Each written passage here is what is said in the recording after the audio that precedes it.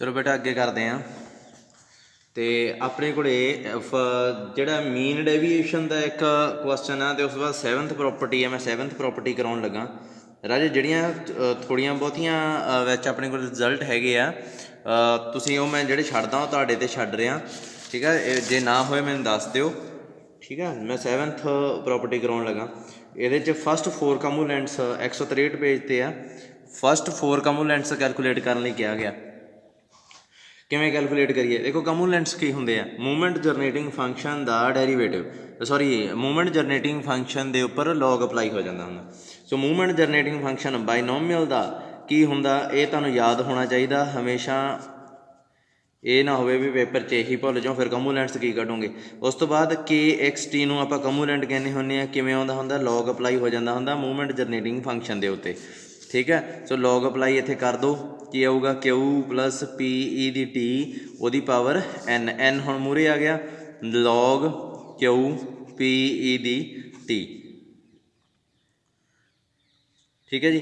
हुण उस तो बाद ਇਹਦੀ ਜਿਹੜੀ ਸੀਰੀ है ये एक्सपैंड ਆਪਾਂ करनी है, पर सीरी एक्सपैंड करने वास्ते थोड़ा जिहा अपने को मेहनत करनी पैंदी है। ये आए नहीं है, जिवें लॉग आ एक चीज़ देखो, ये क्यू आ गया, ये पी आ गया, ई दी टी की आऊगा, ई दी t over 1 factorial t square over 2 factorial up to so on. ठीक है, तो इत्थे की आऊगा n log q plus p की हुंदा, इत्थे पी आऊगा ना, क्यू प्लस पी 1 हुंदा ना, तो बाद च जिहड़ा पी आ वो सारे नाल प्रोडक्ट हो जाऊगा।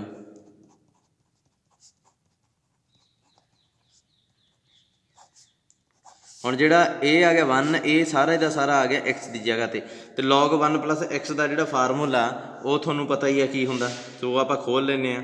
ठीक, एन एक्स, एक्स तो यही रहना वा, फिर माइनस एक्स स्केयर एक्स की जगह तो फिर यही वड्डी सारी सीरीज है जी बाय 2 अप टू सोन, फिर एक्स क्यूब, इदा ये सीरीज चली जाऊगी। ये राजे एक काम तुसीं करना। ठीक है, जी ये सीरी है ये टी वाले अड कर लेने आ, टी स्केयर वाले अड कर लेने आ, टी क्यूब वाले अलग कर लेने आ। ठीक है, बहुत अगे तक जाऊगा हजे, मैं तो लिखिया थोड़ा जिहा लिखिया, काफ़ी अगे तक जाऊगा ये। जिहड़ा बुक च इन्हां ने कीता, बुक च भी कुछ हद तक तो मैनूं ठीक लग रहा है। एक मिनट वेट करो, क्यूब स्केयर, हाँ ठीक आ ठीक आ। तो इत्थे बस सीधा एक काम हुण तुसीं करना, अगे टी वाले अलग कर लेने आ, ते दूसरे बिना टी स्केयर वाले अलग कर लें। देखो टी नाल सब तो पहलां की आऊगा पी, फिर आपां कैलकुलेट करने टी स्केयर वाले। तो टी स्केयर कित्थे, इत्थे देखो की आया पी बाय 2 फैक्टोरियल है ना, इत्थों भी आऊगा की आऊगा, देखो एक तो पी स्केयर आना वा तो एक 2 आना वा, टी स्केयर वाले हो गए। इस तरीके नाल इस तो बाद क्यूब वाले करने, ये तुसीं आपे कर लेने आ, क्योंकि कोफिशेंट ही है टी क्यूब वाले, ये इन्नी क मेहनत तो करनी पैनी है बेटा, क्योंकि जे मैं ये छोटे छोटे स्टैप कर लग गया अपना सिलेबस रह जाना, फिर एफ टू सोन अगे दी अगे चली जाऊगी। हुण एक चीज़ देखो भी टी क्यूब हो गया, इन्हें टी दी 4 वाले भी किए हुए। सो एक चीज़ है राजे, थोड़ा जिहा ध्यान रखियो इत्थे भी टी दी क्यूब आ जिहड़ा वो कित्थे आ सकदा वा। ठीक है, इनू खोल के देखोगे ना, जदों खोल के जदों तुसीं प्रोडक्ट करोगे, जिवें इहदी गल कर लईए आपां भी इहदे च हुण टी स्केयर कित्थे आउंदा। ठीक है, तो टी स्केयर इत्थे ही आ जाऊगा पहली, जो ये स्केयर होगी कि ये टी स्केयर आऊगा नहीं आऊगा, पर ये टी दी 4 आऊगा। समझ लगती है ना। सो टी दी 4 इस तो बाद होर कित्थे कित्थे आ सकता वा, जदों ये t over 1 factorial t cube t square by 2 factorial up to so on, इत्थे क्यूब होऊगा। तो जदों दिमाग च ना आए रखी दा हुंदा जिवें ये सिर्फ 2 ही टर्म आ, सिर्फ 2 ही टर्म आ, यह सोच के दिमाग च चलियो जिमें ए cube B cube 3ab 3ab, देखो टी दी 4 इत्थे भी बनता ना, सो वो भी बिच आ जाऊगा इत्थे। ठीक है, तो उस तो बाद जे कहोगे तुसीं टी क्यूब, हुण इत्थे देखो मान लो ए है ये बी है, ए प्लस बी का होल स्केयर आ गया। वैसे इत्थे बहुत टर्म्स है, पर ए स्केयर बी स्केयर इस तो बाद 2ab भी बिच आऊगा ना, आउणा ही हुंदा है राजे। तो 2ab देखो ये टी क्यूब बन गया ना। सो इत्थे अपने कोल टी क्यूब ਇਹਦੇ ਵਿੱਚ ਹੈਗਾ, ਇਹ ਨਾ ਸੋਚੀ ਜਾਓ ਵੀ ਇਹਦੇ ਤਾਂ ਆਉਣਾ ਹੀ ਨਹੀਂ ਹੈ। ਠੀਕ ਹੈ, ਸੋ ਇਸ ਤਰੀਕੇ ਨਾਲ ਆਪਾਂ ਸਾਰੀਆਂ ਵੈਲਿਊਜ਼ ਕੈਲਕੂਲੇਟ ਕਰ ਲੈਣੀਆਂ। ਆਪਣੇ ਕੋਲ ਹੁਣ ਇਹ ਟੀ ਕਿਊਬ ਤੱਕ ਦਾ ਆ ਗਿਆ, ਪਰ ਆਪਾਂ ਨੂੰ ਕੀ ਚਾਹੀਦਾ, ਐਨ ਨੂੰ ਵੀ ਅੰਦਰ ਲੈ ਜਾਓ। ਆਪਾਂ ਨੂੰ ਚਾਹੀਦਾ ਟੀ ਸਕੇਅਰ ਓਵਰ 2 ਫੈਕਟੋਰੀਅਲ ਨਾਲ ਦਾ ਚੀਜ਼ ਚਾਹੀਦੀ ਹੈ। ਦੇਖੋ ਪਹਿਲਾਂ ਹਮੇਸ਼ਾ ਟੀ ਸਕੇਅਰ ਟੀ ਕਿਊਬ ਵਾਲੇ ਕੈਲਕੂਲੇਟ ਕਰ ਲਈਦੇ ਆ, ਬਾਅਦ 'ਚ ਕੀ ਕਰੇ ਪਤਾ ਕੀ ਕਰੀਦਾ, ਇੱਥੇ 1 ਫੈਕਟੋਰੀਅਲ ਨਾਲ ਡਿਵਾਈਡ ਕਰਤਾ 1 ਫੈਕਟੋਰੀਅਲ ਨਾਲ ਪ੍ਰੋਡਕਟ, ਇੱਥੇ 2 ਫੈਕਟੋਰੀਅਲ ਨਾਲ ਡਿਵਾਈਡ ਕਰਤਾ 2 ਫੈਕਟੋਰੀਅਲ ਨਾਲ ਪ੍ਰੋਡਕਟ, ਇੱਥੇ 3 ਫੈਕਟੋਰੀਅਲ ਨਾਲ ਡਿਵਾਈਡ ਕਰਤਾ 3 ਫੈਕਟੋਰੀਅਲ ਨਾਲ ਪ੍ਰੋਡਕਟ। ਇਹ ਆਪਣਾ ਸੌਖਾ ਕੰਮ ਹੋ ਜਾਂਦਾ ਫਿਰ। ਸੋ ਹੁਣ ਇੱਥੇ ਕੀ ਆਊਗਾ, ਐਨ ਪੀ ਟੀ ਪਲੱਸ ਐਨ, ਇਹਨੂੰ 2 ਫੈਕਟੋਰੀਅਲ ਨਾਲ ਇਹ ਕੈਂਸਲ ਹੋ ਗਿਆ, ਐਨ ਪੀ ਮਾਈਨਸ ਪੀ square T square bye 2 factorial. ਉਸ ਤੋਂ ਬਾਅਦ ਐਨ ਪੀ, ਇਹਨੂੰ ਸਿੰਪਲੀਫਾਈ ਜਦੋਂ ਤੁਸੀਂ ਕਰੋਗੇ ਇਹ ਆਊਗਾ p minus 3p square plus 2p ਦੀ ਕਿਊਬ 3 ਫੈਕਟੋਰੀਅਲ। ਇਸ ਤਰੀਕੇ ਨਾਲ ਅੱਗੇ ਦੀ ਅੱਗੇ ਇਹ ਕੈਲਕੂਲੇਟ ਹੋ ਗਏ। ਹੁਣ ਤੁਸੀਂ ਅੱਗੇ ਕੀ ਕਰਨਾ, ਇਹਦੀਆਂ ਵੈਲਿਊਜ਼ ਆ ਜਿਹੜੀਆਂ ਰਾਜੇ, ਜਿਹੜਾ ਟੀ ਨਾਲ ਹੁੰਦਾ ਉਹ K1 ਹੁੰਦਾ, ਜਿਹੜਾ ਇਹ ਹੁੰਦਾ ਉਹ K2 ਹੁੰਦਾ, ਇਹ ਹੁੰਦਾ ਜਿਹੜਾ ਉਹ K3 ਹੁੰਦਾ। ਜਾਣੀ ਕਿ ਫਸਟ ਕੰਪੋਨੈਂਟ, ਸੈਕਿੰਡ, ਥਰਡ, ਪਰ ਇਹਨੇ ਫੋਰਥ ਕਿਹਾ ਹੋਇਆ। ਸੋ ਇੱਥੇ ਫੋਰਥ ਦਾ ਟੀ ਦੀ 4/4 ਫੈਕਟੋਰੀਅਲ ਵੀ ਤੁਹਾਨੂੰ ਕਰਨਾ ਪੈਣਾ ਇੱਥੇ। ਠੀਕ ਹੈ, ਸੋ ਉਹਦੀ ਵੈਲਿਊ ਵੀ ਕੱਢ ਲਿਓ, K4 ਉਹ ਤੁਹਾਡੇ ਕੋਲ ਆ ਜਾਊਗਾ। ਇਹ ਸਾਰਾ ਬੁੱਕ 'ਚ ਹੱਲ ਹੋਇਆ ਵਾ, ਆਹ ਸੋਲਵਡ ਪਿਆ ਵਾ ਸਾਰਾ। ਕੋਫੀਸ਼ੀਐਂਟ ਵੀ ਕੰਪੇਅਰ ਕੀਤੇ ਹੋਏ ਆ। ਜੇ ਕੋਫੀਸ਼ੀਐਂਟ ਕੰਪੇਅਰ ਕਰਨ 'ਚ ਮੈਨੂੰ ਲੱਗਦਾ ਨਹੀਂ ਹੈ ਕਿ ਤੁਹਾਡੇ ਲੈਵਲ 'ਤੇ ਪ੍ਰੋਬਲਮ ਆਉਣੀ ਚਾਹੀਦੀ ਹੈ ਰਾਜੇ ਇਹ, ਤਾਂ ਜੇ ਪ੍ਰੋਬਲਮ ਆਈ ਤਾਂ ਮੈਨੂੰ ਦੱਸ ਦਿਓ। ਠੀਕ ਹੈ, ਸੋ ਆਪਣੇ ਕੋਲ K1 ਆ ਜਿਹੜਾ ਉਹ ਕੀ ਆ ਗਿਆ, K1 ਆ ਗਿਆ NP ਜੋ ਟੀ ਦੇ ਨਾਲ, K2 ਕੀ ਆ ਗਿਆ N ਆ ਪਿਆ NP ਮਾਈਨਸ ਪੀ ਸਕੇਅਰ। ਠੀਕ ਹੈ, ਇਹਨੂੰ ਜੇ NP ਨੂੰ ਬਾਹਰ ਕੱਢ ਲਓ ਤਾਂ ਪਿੱਛੇ 1 ਮਾਈਨਸ ਪੀ ਬਣ ਗਿਆ, ਜਾਣੀ ਕਿ NP ਕਿਊ ਬਣ ਗਿਆ। K3 ਆ ਗਿਆ NP 1 minus 3p plus 2p square. ਠੀਕ ਹੈ, ਇਹਨੂੰ ਵੀ ਸੋਲਵ ਕਰ ਸਕਦੇ ਹੋ ਬੇਸਿਕਲੀ, ਭਾਵੇਂ ਇੱਥੇ ਛੱਡ ਵੀ ਲਿਓ ਕੋਈ ਪ੍ਰੋਬਲਮ ਨਹੀਂ ਹੈ, ਇੱਥੇ ਸੋਲਵ ਵੀ ਕਰ ਸਕਦੇ ਹੋ, ਛੱਡ ਵੀ ਸਕਦੇ ਹੋ। ਠੀਕ ਹੈ, ਇਹਨੇ ਅੱਗੇ ਫੈਕਟਰ ਜੇ ਬਣਾਤੇ ਇਹਦੇ। ਠੀਕ ਹੈ, ਉਵੇਂ ਬਣਾਉਣੇ ਉਵੇਂ ਬਣਾ ਲਿਓ ਭਾਵੇਂ। K4 ਕੀ ਆਊਗਾ, ਉਹ ਤੁਹਾਡਾ ਆ ਜਾਊਗਾ NP minus 7p square plus 12p ਦੀ ਕਿਊਬ ਮਾਈਨਸ 6p ਦੀ 4। ਇਹ ਤੁਹਾਡਾ ਕੇਵਲ ਚਾਰੇ ਕੰਪੋਨੈਂਟਸ ਕੈਲਕੂਲੇਟ ਹੋ ਗਏ ਤੁਹਾਡੇ। ਇਹਨੂੰ ਸਿੰਪਲੀਫਾਈ ਕੀਤਾ ਹੋਇਆ ਬੁੱਕ 'ਚ, ਜੇ ਤੁਸੀਂ ਕਰਨਾ ਤਾਂ ਹੋਰ ਕਰ ਲਿਓ, ਕਿਉਂਕਿ ਜਿਵੇਂ P ਆ ਉਹਨੂੰ ਆਪਾਂ ਇੱਥੇ ਸਾਰਾ P 'ਚ ਪਿਆ ਨਾ, ਜੇ ਤੁਸੀਂ P ਦੀ ਵੈਲਿਊ ਇਹਦੇ ਫੈਕਟਰ ਬਣਾ ਲਈਏ, ਜਿਵੇਂ ਇਹ ਆ K3, ਇਹਦੇ ਇੱਥੇ ਮੈਂ NP ਲਿਖਤਾ 1 minus P 1 minus 2p ਲਿਖ ਸਕਦਾ। ਇਹਨੂੰ ਸੋਲਵ ਕਰਕੇ ਦੇਖ ਲਓ, ਇਹੀ ਚੀਜ਼ ਬਣਨੀ ਹੈ। ਅਤੇ ਉਸ ਤੋਂ ਬਾਅਦ 1 ਮਾਈਨਸ P ਨੂੰ ਮੈਂ ਕਿਊ ਲਿਖਤਾ, NP 1 ਮਾਈਨਸ P ਨੂੰ ਕਿਊ ਲਿਖਤਾ, 1 ਮਾਈਨਸ 2p ਹੈ ਨਾ ਪਿੱਛੇ, 1 ਨੂੰ P ਪਲੱਸ ਕਿਊ ਲਿਖਤਾ, ਮਾਈਨਸ 2p ਪਿੱਛੇ ਉਵੇਂ ਹੀ ਪਿਆ ਹੈ ਨਾ। ਇਹਨੂੰ ਕਿਊ ਲਿਖਤਾ, ਇੱਥੇ ਕਿਊ ਬਣ ਗਈ। ਇੱਥੇ 1 ਦੀ ਵੈਲਿਊ P ਪਲੱਸ ਕਿਊ 1 ਹੁੰਦਾ ਨਾ, ਸੋ 1 ਦੀ ਜਗ੍ਹਾ 'ਤੇ P ਪਲੱਸ ਕਿਊ ਲਿਖਤਾ। ਕੀ ਆਊਗਾ NP ਕਿਊ, ਇਹ P ਨਾਲ P ਕੈਂਸਲ ਹੋ ਗਈ, ਇਹ ਬਣ ਜੂਗੀ ਕਿਊ ਮਾਈਨਸ P। ਦੇਖੋ ਆਹ ਚੀਜ਼ ਬਣ ਜਾਣੀ ਆ। ਇਹ ਐਡਾ ਜਿਹੜਾ ਖਲਾਰਾ ਸੀ ਉਹਨੂੰ ਸੋਲਵ ਕਰਕੇ। ਇੱਦਾਂ ਹੀ ਜਿਹੜੀਆਂ ਆਹ ਵੈਲਿਊ ਆ ਜਿਹੜੀਆਂ ਛੋਟੀਆਂ ਛੋਟੀਆਂ ਇਹਨਾਂ ਨੇ ਸਿੰਪਲੀਫਾਈ ਕੀਤੀਆਂ ਹੋਈਆਂ। ਠੀਕ ਆ, ਸੋ ਇਹ ਤੁਸੀਂ ਆਪੇ ਇੱਕ ਵਾਰੀ ਦੇਖ ਲਿਓ। ਅੱਗੇ ਦੇਖਦੇ ਹਾਂ ਰਿਲੇਸ਼ਨ ਆ, ਇੱਥੇ ਨਾ ਇੱਕ ਰੈਕਰੈਂਸ ਰਿਲੇਸ਼ਨ ਆ ਇਹ ਵਾਲਾ ਰਾਜੇ। ਇਹ ਜਮਾਂ ਹੀ ਉਹੋ ਜਿਹਾ ਜਿਹੜਾ ਆਪਾਂ ਪਹਿਲਾਂ ਕੀਤਾ ਸੀਗਾ, ਇੱਕ ਆਹ ਰਿਲੇਸ਼ਨ ਰੇਨੋਵਸਕੀ ਫਾਰਮੂਲਾ ਕੀਤਾ ਸੀ ਨਾ ਇੱਕ 158 ਪੇਜ 'ਤੇ, ਇਹ ਡਿਟੋ ਉਵੇਂ ਹੀ ਜਾਣਾ ਵਾ। ਠੀਕ ਆ, ਅਤੇ ਇਹ ਚਲੋ ਮੈਂ ਕਰਵਾ ਦਿੰਦਾ ਹੁਣ, ਸਾਰਾ ਕੁਛ ਹੀ ਤੁਹਾਡੇ 'ਤੇ ਨਹੀਂ ਛੱਡਣਾ। ਵੈਸੇ ਇੰਨਾ ਔਖਾ ਨਹੀਂ ਹੈ ਇਹ, ਕਿ ਇਹ ਕਹਿੰਦਾ ਕਮੂਲੈਂਟਸ ਵਾਸਤੇ ਫਾਰਮੂਲਾ ਬਣਾਇਆ ਨੇ ਬਹੁਤ ਵਧੀਆ, PQ DKR DP। ਹੁਣ ਰਾਜੇ ਅਗਲੀਆਂ ਐਕਸਰਸਾਈਜ਼ਸ ਦੇ ਮੈਂ ਜਿਹੜੇ ਹੈਗੇ ਕੁਐਸਚਨ ਕਰਾਉਣੇ ਸ਼ੁਰੂ ਕਰ ਦੇਣੇ ਆ। ਆਰਟੀਕਲ ਮੈਂ ਨਹੀਂ ਕਰਾਉਣੇ, ਮੂਵਮੈਂਟ ਜਨਰੇਟਿੰਗ ਫੰਕਸ਼ਨ ਕਿਵੇਂ ਲੱਭੀਦੇ ਆ, ਕਮੂਲੈਂਟਸ ਕਿਵੇਂ ਲੱਭੀਦੇ ਆ। ਠੀਕ ਆ, ਬਾਰ-ਬਾਰ ਇੱਕ ਹੀ ਚੀਜ਼ ਉਹ ਤੁਸੀਂ ਆਪ ਕਰੋਗੇ, ਸੌਖਾ ਤੁਹਾਡੇ 'ਤੇ ਛੱਡਣ ਲਾਇਕ ਚੀਜ਼ ਹੈਗੀ ਆ, ਤਾਂ ਹੀ ਮੈਂ ਤੁਹਾਡੇ 'ਤੇ ਛੱਡਦਾ। KR ਜਿਹੜਾ ਹੈ ਆਰਥ ਕਮੂਲੈਂਟ, ਜੇ ਦੇਖਿਆ ਜਾਵੇ। ਅੱਛਾ ਇੱਕ ਚੀਜ਼ ਆ, ਆਪਾਂ KXT ਦੀ ਵੈਲਿਊ ਕੱਢੀ ਆ, ਉਹ ਕੀ ਹੁੰਦੀ ਆ log MXT ਰਾਜੇ। ਅਤੇ ਇੱਕ ਚੀਜ਼ ਆਪਾਂ ਨੂੰ ਪਤਾ ਵੀ KXT ਕੀ ਹੁੰਦੀ ਹੈ, ਇੱਕ ਸੀਰੀ ਹੁੰਦੀ ਆ T² ਬਾਈ 2 ਫੈਕਟੋਰੀਅਲ, ਇੱਥੇ K1 ਲੱਗਿਆ ਹੁੰਦਾ, ये K2 लग्या हुंदा। एक चीज़ खास नोट करियो कि MXT आ उहदे अगे 1 हुंदा, इत्थे सीरी है ना जिहड़ी वो 1 तो स्टार्ट हुंदी है, पर यह K1XT इत्थों स्टार्ट हुंदी है। ਇਹਦਾ ध्यान रखियो, मतलब ये 1 तो नहीं स्टार्ट होंगी, K1T तो स्टार्ट हो जाती है।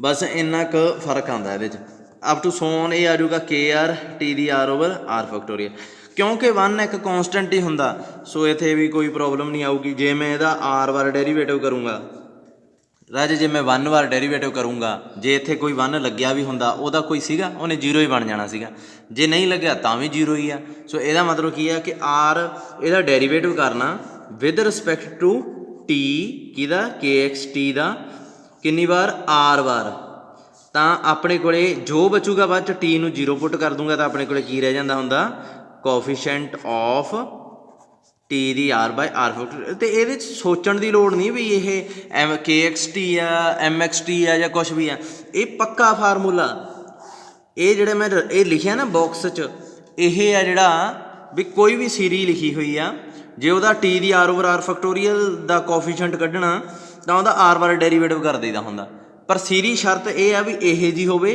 जां मूरे इत्थे कॉन्सटेंट लगा तो कोई गल नहीं। इस तो इलावा ये नहीं भी इत्थे कुछ होर T स्केयर आया पिया होवे, नहीं फिर पंगा, फिर गलत आ। ठीक है, वो उस हिसाब नाल चेंज हो जाता। चलो मान लो मतलब सीरी यह जी होनी चाहिए, ये नहीं विच ट्रिग्नोमैटिक फंक्शन तुरे फिरन, साइन T तुरया फिरे, कॉज T तुरया फिरे, टैन T तुरया फिरे, यह जी नहीं हो। सिंपल सीरी होवे ਉਹਦਾ जे R बार डेरीवेटिव करके T 0 पुट करोगे तो कोफीशेंट ऑफ T दी R ओवर R फैक्टोरियल आ जाता होंदा, ते अपने कोले वो की है KR।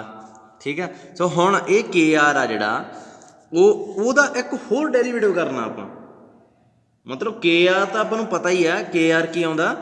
हुण ये मैं प्रूव करन लगा ये वाली चीज़, जिहड़ा ये रिलेशन आ 8 लिखिया होया 8वां रेकरेंस रिलेशन, KR तो लिख लिया आपां नूं, इहदा पता ही है भी ये की हुंदा।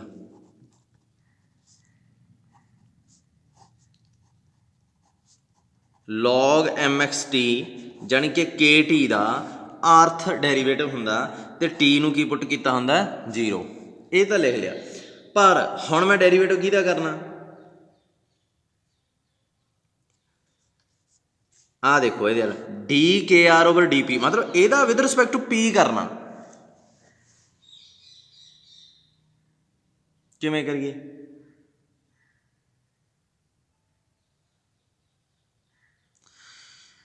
देखो पहले तो यदी वैल्यू भरते हैं, KR D दी R DT दी R log MXT, log MXT movement generating function की होंदा QPE दी T, तो T नूं की पुट करना 0। बस ये याद रखो भी T 0 ही है इत्थे। हुण मैं इहदा डेरीवेटिव करता विद रिस्पैक्ट टू P, ताकि आपां ये चीज़ बन जे। सो इत्थे with respect to P derivative दोवें पासे हो गया, क्योंकि P ते T का एक दूजे नाल कोई लेना देना है नहीं गा, इहदा मतलब आपां डेरीवेटिव नूं अगे पिछे कर सकते हैं। सो मैं डेरीवेटिव ऑफ T पिछे कर लिया, डेरीवेटिव ऑफ P उन्होंने उधर कर लिया, क्योंकि है ही नहीं कोई संबंध ही नहीं इन्हां च। T अड वेरीएबल आ, वो अड variable uh, QPE the T इनू अड कर लिया, इत्थे T नूं 0 ही रहन दो। हुण इहदा डेरीवेटिव तो कर सकते हैं आपां, की आऊगा, ਇਹਦਾ डेरीवेटिव की आऊगा 1 ओवर QPE दी T, तो फिर जी अंदर चीज़ का यदा डेरीवेटिव Q का derivative with respect to P की होंदा, Q का derivative with respect to P, Q 1 minus P के बराबर होंदी है ना, सो ये आ गया -1। सो Q का डेरीवेटिव -1 होंदा, सो -1 आ गया। फिर P के विद रिस्पैक्ट टू 1 आ गया। E दी T की है कॉन्सटेंट, क्योंकि P वास्ते तो ये कॉन्सटेंट ही है, सो T की है इत्थे 0। पर T हुण तुसीं कहोगे सर इत्थे हुण T 0 भर दो, तुसीं नहीं भर सकते T 0। क्यों नहीं भर सकते, क्योंकि T 0 उदों भरनी है जदों ये R बार डेरीवेटिव कर लिया इहदा। T 0 भर के डेरीवेटिव नहीं करना, डेरीवेटिव करके T 0 भरनी है। सो इसदा मतलब डेरीवेटिव करो इहदा R बार, वो करनी होना आपां तो, सो इसदा मतलब इहनूं आई रहन दो। सो अल्टीमेटली आपां इत्थे पहुँच गए हैं, इहनूं थोड़ा जिहा सिंपलीफाई कर लैंदे हैं। ठीक है, फिर देखते हैं कि किहड़ी चीज़ बनती है। सो आपां आ गए हैं DPKR n d dt r -1 plus e ਦੀ t q p e ਦੀ t ਤੇ ਬਾਹਰ ਆ ਜਿਹੜਾ ਉਹ T0 ਭਰਤੇ, ਯਾਨੀ ਕਿ ਅਲਟੀਮੇਟਲੀ ਆਪਾਂ ਇੱਥੇ ਪਹੁੰਚ ਗਏ। ਹੁਣ ਪ੍ਰੋਬਲਮ ਇਹ ਆ ਕਿ ਆਪਾਂ KR+1 ਤੇ ਜਾਈਏ ਦੂਜੇ ਫਾਰਮੂਲੇ 'ਚ। ਦੇਖੋ ਹਰੇਕ ਚੀਜ਼ ਦਾ ਪ੍ਰੂਵ ਕਰਨ ਦਾ ਤਰੀਕਾ ਅੱਡ ਹੁੰਦਾ। ਸੋ KR+1 ਤੇ ਚਲਾ ਗਿਆ ਮੈਂ, ਕੀ ਆਊਗਾ KR+1?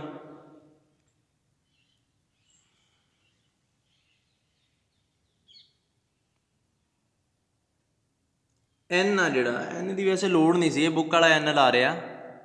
ਹਾਂ ਨਹੀਂ, ਇਹ ਪਾਵਰ ਆ ਰਾਜੇ। ਆਹ ਦੇਖੋ ਮੈਂ ਤੁਹਾਨੂੰ ਦਿਖਾਉਣਾ, ਜਿਵੇਂ ਇਹ ਕੁਐਸਚਨ ਜਿੱਥੋਂ ਸਟਾਰਟ ਹੋਇਆ ਨਾ, ਇਹਦੇ ਵੱਲ ਦੇਖੋ ਗੌਰ ਨਾਲ। KR ਦੀ ਵੈਲਿਊ ਕਿਹਦੇ ਬਰਾਬਰ ਆ? ਆਹ ਦੇਖੋ d ਦੀ ਪਾਵਰ r t ਦੀ ਪਾਵਰ r, ਮਤਲਬ derivative with respect to t rth order ਦਾ। ਅਤੇ ਜਿਹੜੇ n ਆ ਨਾ, ਇਹ ਬਾਹਰ ਆ ਜਾਂਦੀ ਹੁੰਦੀ ਹੈ। ਚਲੋ ਆਪਾਂ ਛੱਡੋ ਇਹਨੂੰ, ਆਪਾਂ ਡਾਇਰੈਕਟ ਕਰਦੇ ਹਾਂ। ਇਹਦੇ ਵਾਂਗੂ ਦੁਬਾਰਾ ਬਣਾ ਲੈਂਦੇ ਥੋੜ੍ਹਾ ਜਿਹਾ ਤਾਂ ਕੰਮ ਆ। ਸੋ ਡੈਰੀਵੇਟਿਵ KR+1 ਕੀ ਹੋਊਗਾ? r+1th ਡੈਰੀਵੇਟਿਵ ਕਿਹਦਾ? KXT ਦਾ। KXT ਕੀ ਆ? r+1th ਡੈਰੀਵੇਟਿਵ ਕਿਹਦਾ? log of mxt ਦਾ।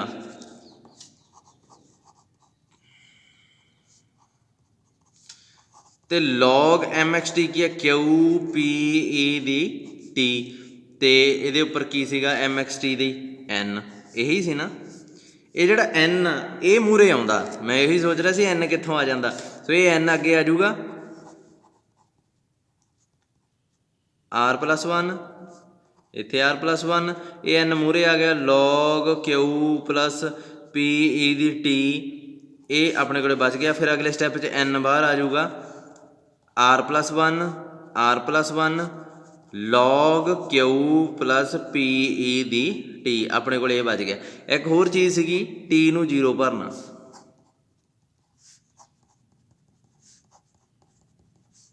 ਇਹ ਚੀਜ਼ ਨਹੀਂ ਭੁੱਲਣੀ, ਠੀਕ ਹੈ। ਹੁਣ ਇੱਕ ਕੰਮ ਕਰੋ ਵੀ ਇਹਨੂੰ ਨਾ ਸੈਪਰੇਟ ਕਰ ਲਓ। ਕਿਵੇਂ? r ਡੈਰੀਵੇਟਿਵ ਅੱਡ ਕਰ ਲਓ, ਸਿੰਗਲ ਡੈਰੀਵੇਟਿਵ ਉਹਨੂੰ ਅਲੱਗ ਕਰ ਲਓ।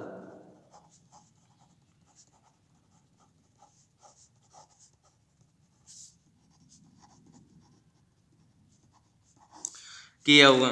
1/QPE ਦੀ t, ਇਹਦਾ derivative with respect to t ਕਰਨਾ ਹੁਣ, ਹੈ ਨਾ। ਇੱਕ ਵਾਰੀ ਕਰ ਦਿਓ, ਕੀ ਆਊਗਾ? Q 0 ਹੋ ਗਿਆ, PE ਦੀ t ਨਾਲ ਉਵੇਂ ਰਹਿ ਗਿਆ, t ਇੱਥੇ 0 ਆਊਗੀ। ਜਾਣੀ ਕਿ KR+1 ਆਪਣੇ ਕੋਲ ਇਹਦੇ ਬਰਾਬਰ ਆ ਗਿਆ। ਹੁਣ ਇਹ ਜਿਹੜਾ ਵੈਲਿਊ ਆ ਨਾ, ਇਹ ਦੋਵੇਂ, ਇੱਕ ਤਾਂ ਇਹ ਕੈਲਕੂਲੇਟ ਹੋ ਗਈ, ਅਤੇ ਇੱਕ ਆਪਾਂ ਪਹਿਲਾਂ ਵੀ ਕੈਲਕੂਲੇਟ ਕੀਤੀ ਆ। ਇਹਨੂੰ ਲਿਖ ਲਓ 1, ਇਹਨੂੰ ਲਿਖ ਲਓ 2। ਇਹਨਾਂ ਨੂੰ ਨਾ ਜਿਹੜਾ ਗਿਵਨ ਫਾਰਮੂਲਾ ਆਪਣੇ ਕੋਲੇ ਉਹਦੇ 'ਚ ਭਰ ਦਿਓ, ਠੀਕ ਆ। ਕੀ ਆਊਗੀ ਵੈਲਿਊ ਫਿਰ ਦੇਖਦੇ ਹਾਂ। ਗਿਵਨ ਜਿਹੜਾ ਆਪਣੇ ਸਟੇਟਮੈਂਟ 'ਚ ਦਿੱਤੀ ਹੋਈ ਹੈ ਨਾ ਚੀਜ਼, ਉਹਦੇ 'ਚ ਭਰ ਦਿਓ।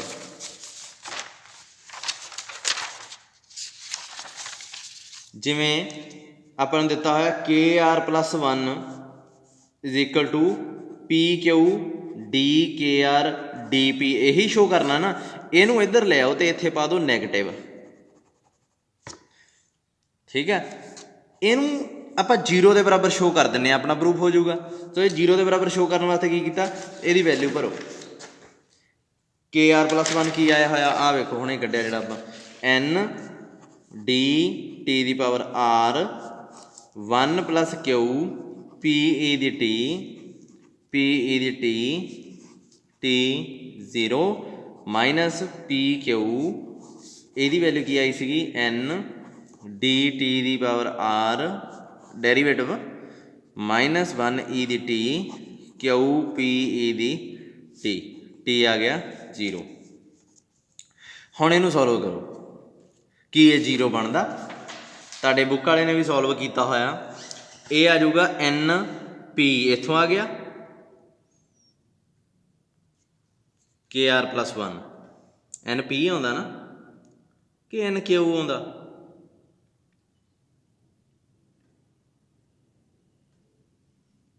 P ਨੂੰ 1 - Q ਲਿਖ ਸਕਦੇ ਆ। ਹੁਣ ਮੈਂ ਪਤਾ ਕੀ ਕੀਤਾ ਇਸ ਤੋਂ ਬਾਅਦ, ਇਹ ਡੈਰੀਵੇਟਿਵ ਹੈ ਜਿਹੜਾ, ਇਹਨੂੰ ਕਾਮਨ ਕੱਢ ਲਿਆ।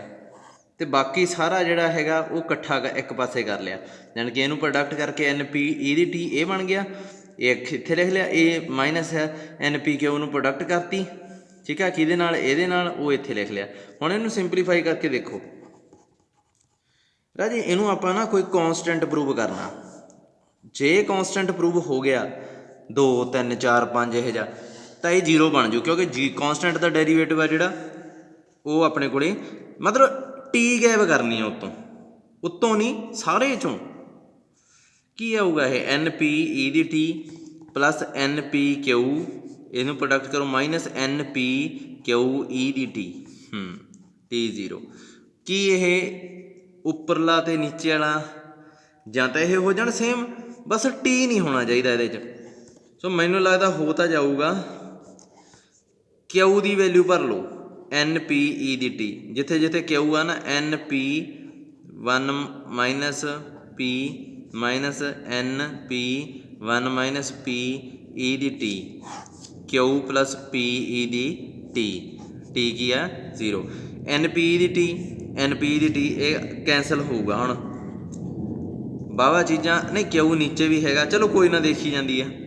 NP E ਦੀ T ਇਹ ਆ ਜਾਊਗਾ NP minus NP square minus NP E ਦੀ T plus NP square E ਦੀ T, ਜੋ ਕੈਂਸਲ ਹੁੰਦੇ ਕੱਟ ਦਿਓ, ਇਹ ਇਹਦੇ ਨਾਲ ਗਿਆ ਤੇ ਹੋਰ ਕੁਛ ਕੱਟਿਆ ਹੀ ਨਹੀਂ ਗਿਆ।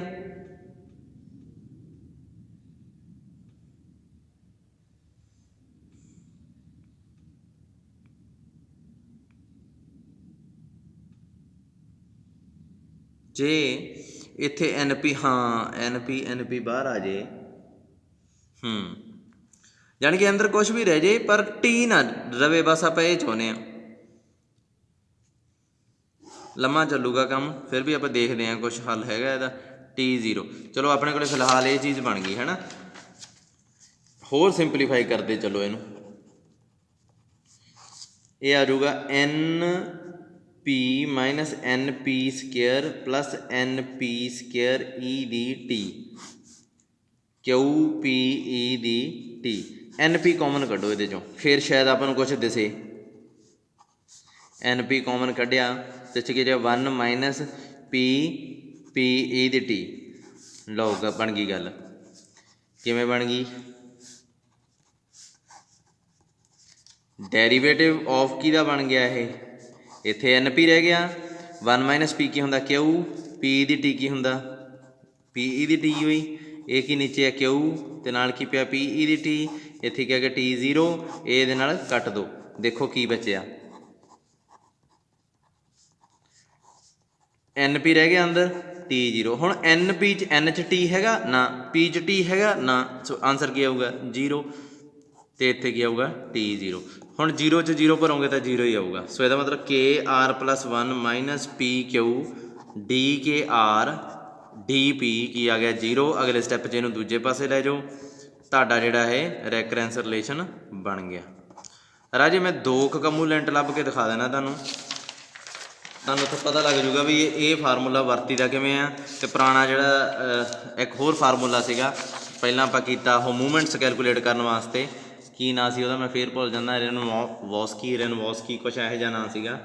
ਉਹ ਜਿਹੜਾ ਹੈਗਾ ਉਹ ਵੀ ਤੁਹਾਨੂੰ ਵਰਤਣਾ ਆ ਜੂਗਾ। ਦੇਖੋ ਸਭ ਤੋਂ ਪਹਿਲਾਂ ਕੀ ਆ K1 ਕੀ ਹੁੰਦਾ ਰਾਜੇ, ਇਹ ਚੀਜ਼ ਤੁਹਾਨੂੰ ਪਤਾ ਲੱਗਣੀ ਚਾਹੀਦੀ ਆ। ਇਹ ਆਪਣਾ NP ਆਇਆ ਸੀ ਹੈ ਨਾ, ਇਹ ਤੁਹਾਡੇ ਦਿਮਾਗ 'ਚ ਰਹਿਣਾ ਚਾਹੀਦਾ। K1 ਆ ਜਿਹੜਾ ਆਪਾਂ ਨਾ ਫਸਟ ਕਮੂਲੈਂਟ ਕੀਤਾ, ਆਹ ਦੇਖੋ ਉੱਪਰ ਆਪਾਂ ਕੈਲਕੂਲੇਟ ਕਰਕੇ ਆਏ ਹਾਂ ਫਸਟ ਕਮੂਲੈਂਟ। ਇਹ ਕੀ ਹੁੰਦਾ ਮੈਂ ਤੁਹਾਨੂੰ ਅੱਗੇ ਵੀ ਦੱਸਿਆ ਸੀ, ਕਮੂਲੈਂਟ ਜਨਰੇਟਿੰਗ ਫੰਕਸ਼ਨ ਜਦੋਂ ਕਮੂਲੈਂਟਸ ਦਾ ਆਪਾਂ ਕੀਤਾ ਸੀ, ਕਮੂਲੈਂਟ ਦੀ ਇੰਟਰੋਡਕਸ਼ਨ ਸੀ। K1 ਆ ਜਿਹੜਾ ਮੀਨ ਹੁੰਦਾ, K2 ਵੇਰੀਐਂਸ ਹੁੰਦਾ, ਯਾਦ ਆਇਆ K2 ਮੀਨ ਹੁੰਦਾ, K1 ਮੀਨ ਹੁੰਦਾ, ਸੌਰੀ K2 ਆ ਜਿਹੜਾ ਵੇਰੀਐਂਸ ਹੁੰਦਾ। ਇਹ ਚੀਜ਼ ਤਾਂ ਪੱਕੀ ਹੋਈ ਆ। ਸੋ ਹੁਣ ਇਹ ਜਿਹੜੀ ਚੀਜ਼ ਆ ਆਪਣੇ ਕੋਲੇ K1 ਆ ਜਿਹੜਾ ਤੁਹਾਨੂੰ ਪਤਾ ਹੋਣਾ ਚਾਹੀਦਾ ਪਹਿਲਾਂ ਹੀ ਵੀ NP ਆ।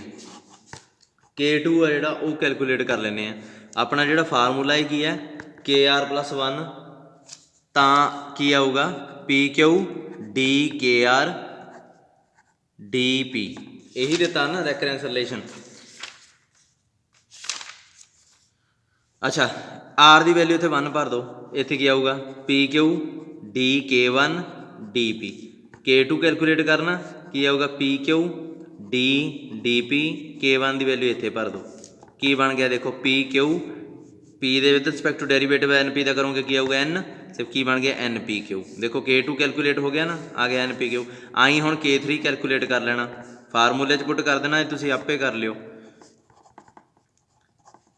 मतलब इधर वड्डी चीज़ रहूगी इधर छोटी हो जाती है ना तो इधर 3 है इतने 2 रह जाना K3 PQ D DP K2 की वैल्यू की है NPQ हुण इत्थे एक चीज़ याद रखियो भी जिहड़ा PQ है ना सॉरी Q है जिहड़ा वो 1 - P हुंदा कॉन्सटेंट ना मान लियो इहनूं इहदा डेरीवेटिव कर दिओ आपे हल हो जाऊगा ठीक है NP - NP स्केयर दा विद रिस्पैक्ट टू P बस इन्ना क ध्यान रखियो अगे जी नैगेटिव बाइनोमियल डिस्ट्रीब्यूशन आ ये फिलहाल छड़ दो ठीक है क्योंकि ये क्वेश्चन इन्ने आउंदे नहीं गे आपां हुण एक्सरसाइज ते चलीए अगे राजे मेजर ऑफ स्क्यूनेस है तो कर्टोसिस है ये आपां पहलां भी आई थिंक पहलां आए सीगे राजे आ देखो जिवें है ना मेजर ऑफ स्क्यूनेस आ कर्टोसिस आ सॉरी ये तो नैगेटिव बाइनोमियल दे जिहड़े मान लो बाइनोमियल दे major of skewness and kurtosis आउंदा जिहड़ा उहदे च मैं कीता होया हाँ आ देखो इत्थे कीते होए आ कैलकुलेट ये 160 पेज ते ਇਹਦੇ 'ਚ ਰਾਜੇ ਕੁਛ ਆਏ ਨਹੀਂਗਾ μ3 ਕੈਲਕੂਲੇਟ ਜੇ ਕਰਨਾ ਤੁਹਾਨੂੰ ਆਉਂਦਾ μ2 ਕੈਲਕੂਲੇਟ ਕਰਨਾ ਬਸ ਉਸ ਤੋਂ ਬਾਅਦ ਤਾਂ ਵੈਲਿਊ ਹੀ ਪੁੱਟ ਕਰਨੀ ਆ ਨਾ ਸੋ ਇਹ ਮੇਜਰ ਆਫ ਸਕਿਊਨੈਸ ਤੇ ਕਰਤੋਸਿਸ ਵੀ ਕਰਨੇ ਆ ਤੁਸੀਂ ਇਹ ਪੇਪਰ 'ਚ ਪੁੱਛ ਸਕਦੇ ਆ ਠੀਕ ਆ ਮੇਜਰ ਆਫ ਸਕਿਊਨੈਸ ਐਂਡ ਕਰਤੋਸਿਸ ਚਾਹੇ ਇਹ ਫਾਰਮੂਲੇ ਦੀ ਹੈਲਪ ਨਾਲ ਕਰ ਲਿਓ ਜਿਹੜਾ ਇਹ ਫਾਰਮੂਲਾ ਇਹਦੇ ਨਾਲ ਇਹ ਫਾਰਮੂਲਾ ਕਰਤੋਸਿਸ ਵਾਸਤੇ ਨਹੀਂ ਹੈ ਇਹ ਤਾਂ ਜਸਟ ਮੂਵਮੈਂਟਸ ਕੈਲਕੂਲੇਟ ਕਰਨ ਵਾਸਤੇ ਆ ठीक है मेजर ऑफ स्क्यूनेस ते कर्टोसिस मैं क्वेश्चन करवा चुकिया ये मैं थोड़ा उदों भी कहा सीगा भी मैं दूसरा चैप्टर बहुत चंगी तरह कराउणा पर उस तो बाद वाले आ जिहड़े वो तुहानूं मैक्सीमम काम करना पैना राजे इदां ही हुंदा तुहाडे सीनियर्स नूं भी ऐं करवाया सीगा नहीं तो अपना सिलेबस ही नहीं पूरा हुंदा बैटर आ कि मैं ज़्यादा क्वेश्चनों ते ध्यान देवां ठीक है क्योंकि क्वेश्चन तो हुंदे नहीं ये तो उत्ते सॉल्व पिया होया किवें ना किवें तुसीं कर लोगे ठीक है सो नैगेटिव बाइनोमियल डिस्ट्रीब्यूशन है छड़ दो ये नहीं आप करनी एवें ही है ना इसका कोई क्वेश्चन आता ना इसका कोई फायदा कर्टोसिस स्क्यूनेस यदा करना तुसीं बाइनोमियल का μ4 तो μ3 इन्हां दी वैल्यू कढ़नियां सिखाइयां हुई तुहानूं ठीक है किवें कढ़ी दियां चाहे डेरीवेटिव कर लो चाहे सीरी एक्सपैंड कर लो इत्थे तक रैकरेंस रिलेशन भी बन गया ठीक है ਉਹ ਆਪਾਂ ਜਿਹੜਾ ਪ੍ਰੂਵ ਕੀਤਾ ਸੀਗਾ ਚਾਹੇ ਇਹਨੂੰ ਵਰਤ ਲਓ ਰਾਜੇ ਇਹਨੂੰ ਵਰਤਣਾ ਵੀ ਕੋਈ ਔਖਾ ਨਹੀਂ ਹੈਗਾ ਜਿਵੇਂ ਇਹ ਰੇਨੋਵਸਕੀ ਫਾਰਮੂਲਾ ਜਿਹੜਾ ਜੇ ਤੁਸੀਂ μ3 ਕੈਲਕੂਲੇਟ ਕਰਨਾ ਤਾਂ r ਦੀ ਵੈਲਿਊ 2 ਭਰ ਦਿਓ μr + 1 ਕੀ ਬਣ ਜਾਊਗਾ 3 pq n 2 r ਦੀ ਵੈਲਿਊ 2 ਭਰੀਏ 2 - 1 ਕੀ ਹੁੰਦਾ 1 d μ2 DP देखो की चाहिए ये वास्ते तुहानूं μ1 चाहिए तो μ2 चाहिए सो यदा मतलब पहला μ2 भी कैलकुलेट करना पऊगा सो r की वैल्यू 1 भर दो r + 1 का की बन जाऊगा देखो इत्थे r + 1 है ना r + 1 का की बन जाऊगा μ2 pq n r की वैल्यू 1 भरी है ना हाँ ये याद रखियो बस μ0 d μ1 dp एक चीज़ याद रखियो जिहड़ा μ0 आ ना ये हमेशा 1 नहीं होंदा क्योंकि एक्सपैक्टेशन x - μ की पावर 0 की आऊगा एक्सपैक्टेशन ऑफ 1 तो क्योंकि ये 0 पावर किसी की 1 हो जाती है तो एक्सपैक्टेशन ऑफ 1 की होंदा 1 नहीं हो जाता सो ये हमेशा μ0 1 नहीं आता होंदा सो d μ1 है जिहड़ा वो की होंदा जे वो तुहानूं याद होवे फस्ट मूवमेंट अबाउट मीन की हुंदी सी एक्सपैक्टेशन ऑफ x इहदे ते अप्लाई करता माइनस एक्सपैक्टेशन ऑफ μ इहदे ते ये की हुंदा एक्सपैक्टेशन ऑफ x मीन म्यू तो एक्सपैक्टेशन ऑफ म्यू की होगा वो भी म्यू सो म्यू - म्यू 0 सो ये हमेशा ही 0 होंगी है सो μ2 की आ गया PQ n μ0 की आ गया 1 तो 0 आ 0 का डेरीवेटिव की आऊगा 0 देखो आपे आ गया ना NPQ हुण सिमिलरली μ3 देखो μ2 तुहानूं पता लग गया चक के इत्थे भर दो तो μ1 तुहानूं पता ही है की सीगा μ1 0 सो ये पार्ट आ अगले μ3 जो कैलकुलेट करोगे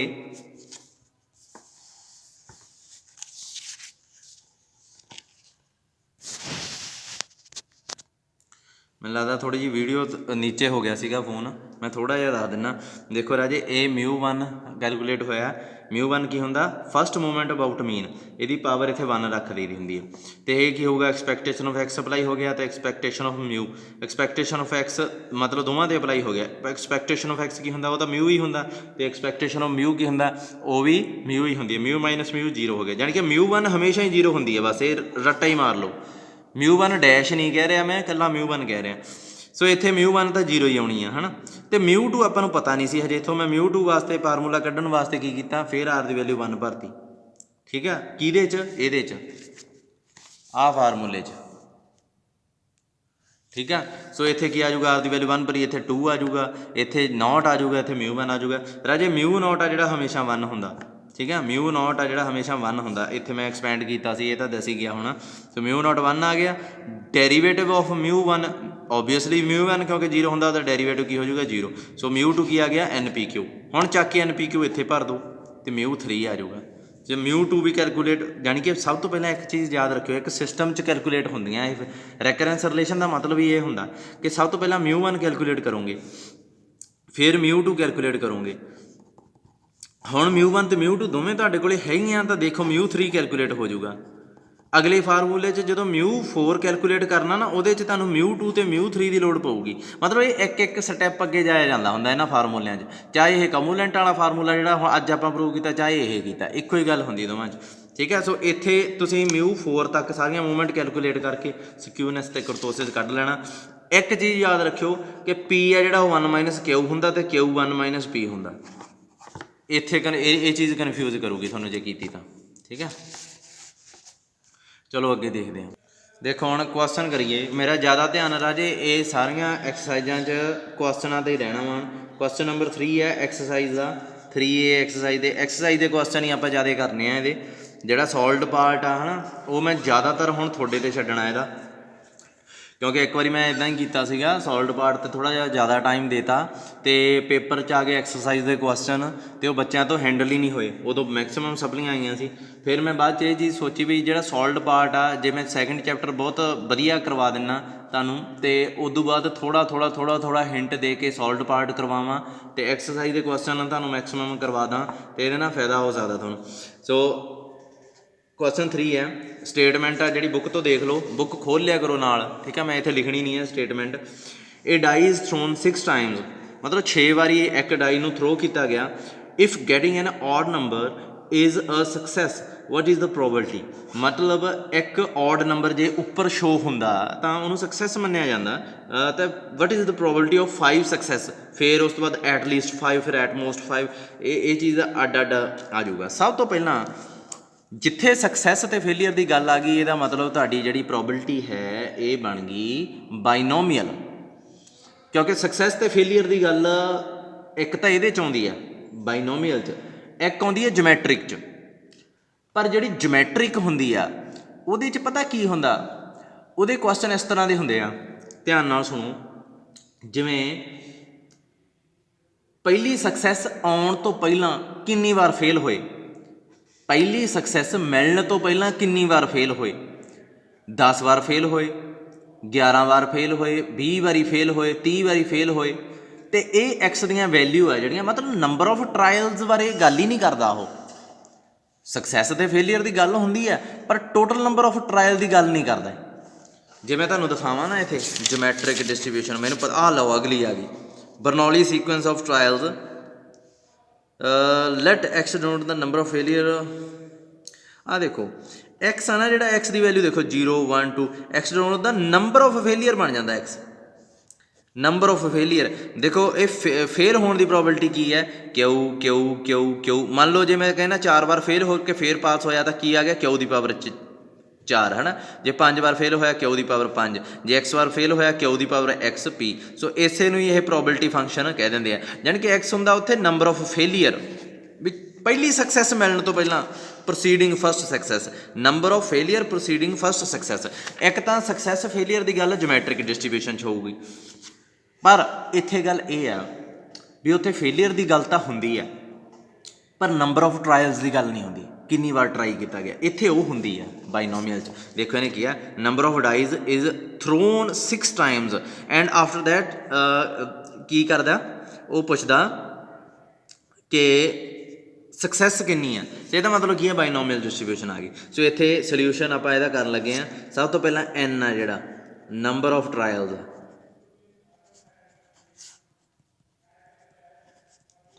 ਕੀ ਆ ਗਿਆ 6 ਆ ਗਿਆ।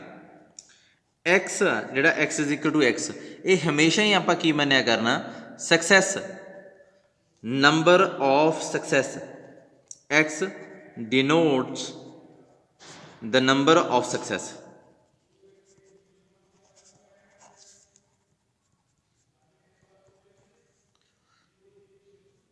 ठीक है जी, ये नंबर ऑफ सक्सैस आ गया। अच्छा एक्स दी वैल्यू की हो सकती है, हो सकता वो 0 सक्सैस मिले, हो सकता 2 मिले, हो सकता 3 मिले, पर ਵੱਧ ਤੋਂ ਵੱਧ 6 ही मिलनियाँ, क्योंकि 6 तो ਵੱਧ ਤਾਂ ਉਹਨੇ ट्राई नहीं किया।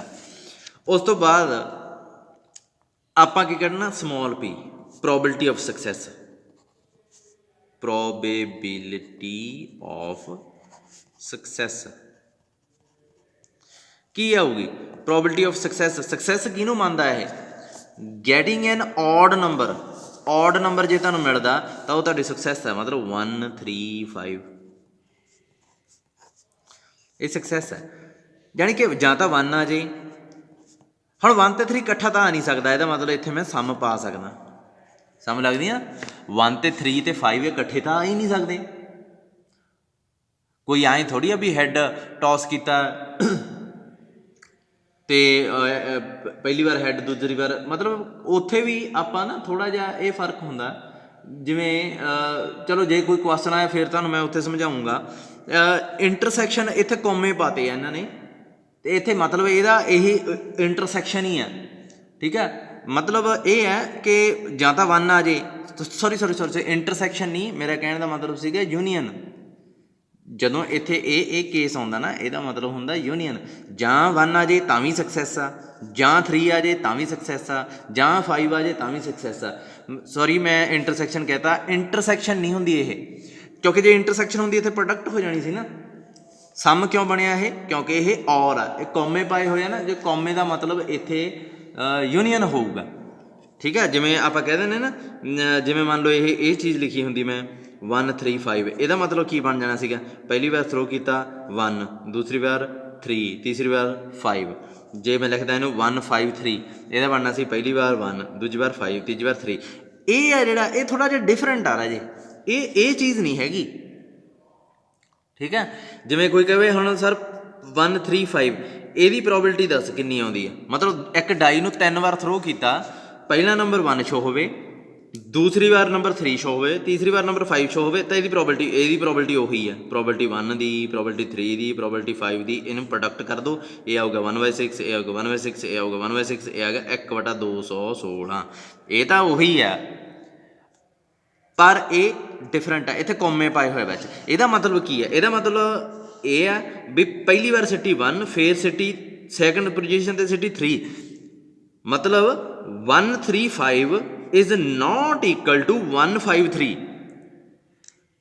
ਇਸ ਕੇਸ 'ਚ ਪਹਿਲੀ ਵਾਰ ਸਿੱਟੀ 1, ਦੂਜੀ ਵਾਰ ਸਿੱਟੀ 5, ਤੀਜੀ ਵਾਰ ਸਿੱਟੀ 3। ਇਸ ਕੇਸ 'ਚ ਪਹਿਲੀ ਵਾਰ ਸਿੱਟੀ 1, ਫਿਰ ਸਿੱਟੀ 3, ਫਿਰ ਸਿੱਟੀ 5। ਇਹ ਦੋਵੇਂ ਅੱਡ ਚੀਜ਼ਾਂ ਨੂੰ ਰਿਪਰੈਜ਼ੈਂਟ ਕਰਦੇ ਆ। ਪਰ ਇੱਥੇ ਜੇ ਮੈਂ ਕੌਮੇ ਪਾ ਕੇ ਇਹਨੂੰ ਐਂ ਲਿਖ ਦਿੰਦਾ 1 5 3 1, ਇਹ ਸੇਮ ਸੀ। ਕਿਉਂ, ਇਹਦਾ ਮਤਲਬ ਕੀ ਹੈ, ਜਾਂ 5 ਆ ਜਾਏ, ਜਾਂ 3 ਆ ਜਾਏ, ਜਾਂ 1 ਆ ਜਾਏ। ਇਹਦਾ ਮਤਲਬ ਕੀ ਆ, ਜਾਂ 5 ਆ ਜਾਏ, ਜਾਂ 3 ਆ ਜਾਏ, ਜਾਂ 1 ਆ ਜਾਏ, ਇੱਕੋ ਹੀ ਗੱਲ ਆ ਨਾ। ਸੋ ਕੌਮੇ ਪਾ ਦਿੰਦੇ ਆ, ਉਹ ਹੋਰ ਚੀਜ਼ ਬਣਦੀ ਹੈ। ਸੋ ਇੱਥੇ ਜਾਂ ਆਉਂਦੀ ਹੈ ਵਿੱਚ, ਮਤਲਬ ਔਰ ਆਉਂਦਾ ਤਾਂ ਇਹ ਕੀ ਹੋ ਜਾਂਦਾ, ਸਮ ਹੋ ਜਾਂਦਾ ਹੁੰਦਾ। ਸਮ ਕਦੋਂ ਹੁੰਦਾ, ਜਦੋਂ ਇਹ ਇਕੱਠੇ ਨਹੀਂ ਹੋ ਸਕਦੇ ਇੱਕੋ ਟਾਈਮ। ਇਹ ਤਿੰਨੇ ਹੋ ਸਕਦੇ 6 ਪਾਸੇ ਆ, ਇੱਕ ਬਾਕਸ ਜਿਹਾ ਹੁੰਦਾ ਹੈ ਸੁੱਟਿਆ ਜਦੋਂ, ਉਹਦੇ ਉੱਪਰ ਤਾਂ ਇੱਕ ਹੀ ਨੰਬਰ ਸ਼ੋ ਹੋਊਗਾ। ਇਹ ਥੋੜ੍ਹੀ ਆ ਵੀ ਉੱਪਰ 1 ਵੀ ਸ਼ੋ ਹੋਵੇ, 3 ਵੀ ਸ਼ੋ ਹੋਵੇ, 5 ਵੀ ਸ਼ੋ ਹੋਵੇ। ਇਹ ਹੋ ਸਕਦਾ ਵੀ ਕਿਸੇ ਦੀ ਨਿਗਾਹ ਘੱਟ ਹੋਵੇ, ਉਹਨੂੰ 1 3 5 ਇਕੱਠੇ ਸ਼ੋ ਹੋ ਰਹੇ ਹੋਣ, ਤੇ ਵੈਸੇ ਤਾਂ ਨਹੀਂ ਇਕੱਠੇ ਆ ਸਕਦੇ ਇਹ, ਠੀਕ ਹੈ। ਸੋ ਇੱਥੇ ਫਿਰ ਸਮ ਹੀ ਰਹਿ ਜਾਂਦਾ ਹੁੰਦਾ। ਅਤੇ ਪ੍ਰੋਬੇਬਿਲਿਟੀ ਆਫ 1 ਕੀ ਹੈ, 6 1, ਇਹ ਕੀ ਹੈ 1/6, ਇਹ ਕੀ ਹੈ 1/6। ਅਲਟੀਮੇਟਲੀ ਇਹ ਕੀ ਹੋਗੀ 1/2 ਬਣ ਜੂਗੀ। ਸੋ ਪ੍ਰੋਬੇਬਿਲਿਟੀ ਆਫ ਫੇਲੀਅਰ ਕੀ ਆਊਗੀ, ਉਹ ਆਟੋਮੈਟਿਕਲੀ 1 - p ਹੁੰਦੀ ਹੈ ਰਾਜੇ, 1 - 1/2। ਉਹਨੂੰ ਫਾਈਂਡ ਨਹੀਂ ਕਰਨਾ ਤੁਸੀਂ, ਟਾਈਮ ਵੇਸਟ ਨਹੀਂ ਕਰਨਾ। ਫਾਈਂਡ ਕਰਨਾ ਕਰ ਵੀ ਸਕਦੇ ਹੋ, ਪਰ ਟਾਈਮ ਵੇਸਟ ਹੀ ਕਰੋਗੇ। ਸੋ p ਦੀ ਪ੍ਰੋਬੇਬਿਲਿਟੀ ਅਤੇ q ਦੀ ਪ੍ਰੋਬੇਬਿਲਿਟੀ ਇਹ ਬਣ ਗਈ ਆਪਣੇ ਕੋਲ। ਹੁਣ ਕੀ ਤੁਹਾਨੂੰ ਪਤਾ ਲੱਗਦਾ, ਐਕਸ ਰੈਂਡਮ ਵੇਰੀਏਬਲ ਬਾਈਨੋਮੀਅਲ ਨੂੰ ਫੋਲੋ ਕਰਦਾ NP, ਹੈ ਨਾ। ਤੇ ਕੀ ਹੈ ਇਹ bn ਕੀ ਹੈ 6 p ਕੀ ਹੈ 1/2 ਯਾਨੀ ਕਿ x ਆ ਜਿਹੜਾ ਉਹ ਬਾਈਨੋਮੀਅਲ ਡਿਸਟ੍ਰੀਬਿਊਸ਼ਨ ਨੂੰ ਫੋਲੋ ਕਰਦਾ ਹੈ ਇਹ ਵਾਲੇ ਨੂੰ। ਇਹ ਵੀ ਆਪਾਂ ਲਿਖਾਂਗੇ, ਇਹ ਤਾਂ ਰਫ ਕੰਮ ਸੀ, ਇਹਦੀ ਤਾਂ ਲੋੜ ਹੀ ਨਹੀਂ, ਯਾਨੀ ਕਿ ਆਪਾਂ ਨੂੰ ਬਹੁਤ ਵੱਡੀ ਚੀਜ਼ ਪਤਾ ਲੱਗ ਗਈ। ਸੋ ਆਪਣੇ ਕੋਲ ਫੰਕਸ਼ਨ ਹੈਗਾ ਹੀ ਹੈ ਇੱਕ, ਇਹ ਪ੍ਰੋਬੇਬਿਲਟੀਆਂ ਕੈਲਕੂਲੇਟ ਕਰਨ ਨੂੰ ਤਾਂ ਫੰਕਸ਼ਨ ਹੀ ਬਣਾਇਆ ਹੋਇਆ ਆਪਾਂ। ਉਹ ਕੀ ਹੈ ਇਹੀ ਹੈ ਨਾ, ਐਕਸ ਆ ਜਿਹੜਾ ਕਿੱਥੋਂ ਸਟਾਰਟ ਹੁੰਦਾ 0 2 1 2 3 ਅਪ ਟੂ ਸੋਨ ਜਾਂਦਾ n ਤੱਕ। ਸੋ ਇੱਥੇ ਆਪਾਂ ਨੂੰ ਥੋੜ੍ਹਾ ਜਿਹਾ ਸੋਚਣਾ ਪੈਣਾ ਵੀ n ਦੀ ਵੈਲਿਊ ਕੀ ਆ 6, p ਦੀ ਵੈਲਿਊ ਕੀ ਆ 1/2, q ਦੀ ਵੈਲਿਊ v 1/2 ਹੈ ਨਾ, ਅਤੇ n ਦੀ ਵੈਲਿਊ 6 - x ਕੀ ਹੋਊਗਾ 0 1 2 ਅਪ ਟੂ ਸੋਨ 6 ਤੱਕ ਜਾਊਗਾ। ਅੱਛਾ ਇਹਨੂੰ ਸਿੰਪਲੀਫਾਈ ਕਰ ਸਕਦੇ ਹੋ ਤੁਸੀਂ? ਹਾਂ ਕਰ ਸਕਦੇ ਆ। ਇੱਥੇ 6 - x ਹੈ, ਇੱਥੇ ਪਲੱਸ x ਹੈ, ਸੋ 1/2 ਦੀ ਪਾਵਰ 6 ਆਊਗਾ। x the value 0 1 2 up to ਸੋਨ 6। ਇਹ ਆ ਗਿਆ ਤੁਹਾਡਾ ਪ੍ਰੋਬੇਬਿਲਟੀ ਫੰਕਸ਼ਨ। ਹੁਣ ਕੁਐਸਚਨ 'ਚ ਪੁੱਟ ਕਰੀ ਚਲੋ, ਵੈਲਿਊਜ਼ ਕੱਢੀ ਚਲੋ। ਸਭ ਤੋਂ ਪਹਿਲੀ ਕੀ ਹੈ x ਸਕਸੈਸ, ਯਾਨੀ ਕਿ x ਦੀ ਵੈਲਿਊ ਕੀ ਹੈ, ਸੌਰੀ 5 ਸਕਸੈਸ ਮਤਲਬ x ਦੀ ਵੈਲਿਊ ਕੀ ਹੈ 5। ਸੋ ਇੱਥੇ 6 ਸੀ, x ਦੀ ਜਗ੍ਹਾ 'ਤੇ 5 ਭਰ ਦੂੰਗਾ ਮੈਂ, 1/2 ਦੀ ਪਾਵਰ 6। ਇਹ ਕੀ ਆ ਜਾਂਦਾ ਹੁੰਦਾ 6 ਸੀ, ਇਹ 6 ਆ ਜਾਊਗਾ 1/2 ਦੀ ਪਾਵਰ 6। ਇਹ ਕੁਛ ਨਾ ਕੁਛ ਆ ਜਾਊਗਾ, ਇਹਨੂੰ ਸਿੰਪਲੀਫਾਈ ਕਰ ਲਿਓ। ਉਸ ਤੋਂ ਬਾਅਦ ਐਟਲੀਸਟ 5 ਸਕਸੈਸ, ਇਹਦਾ ਮਤਲਬ ਕੀ ਹੈ ਘੱਟ ਤੋਂ ਘੱਟ 5 ਸਕਸੈਸ।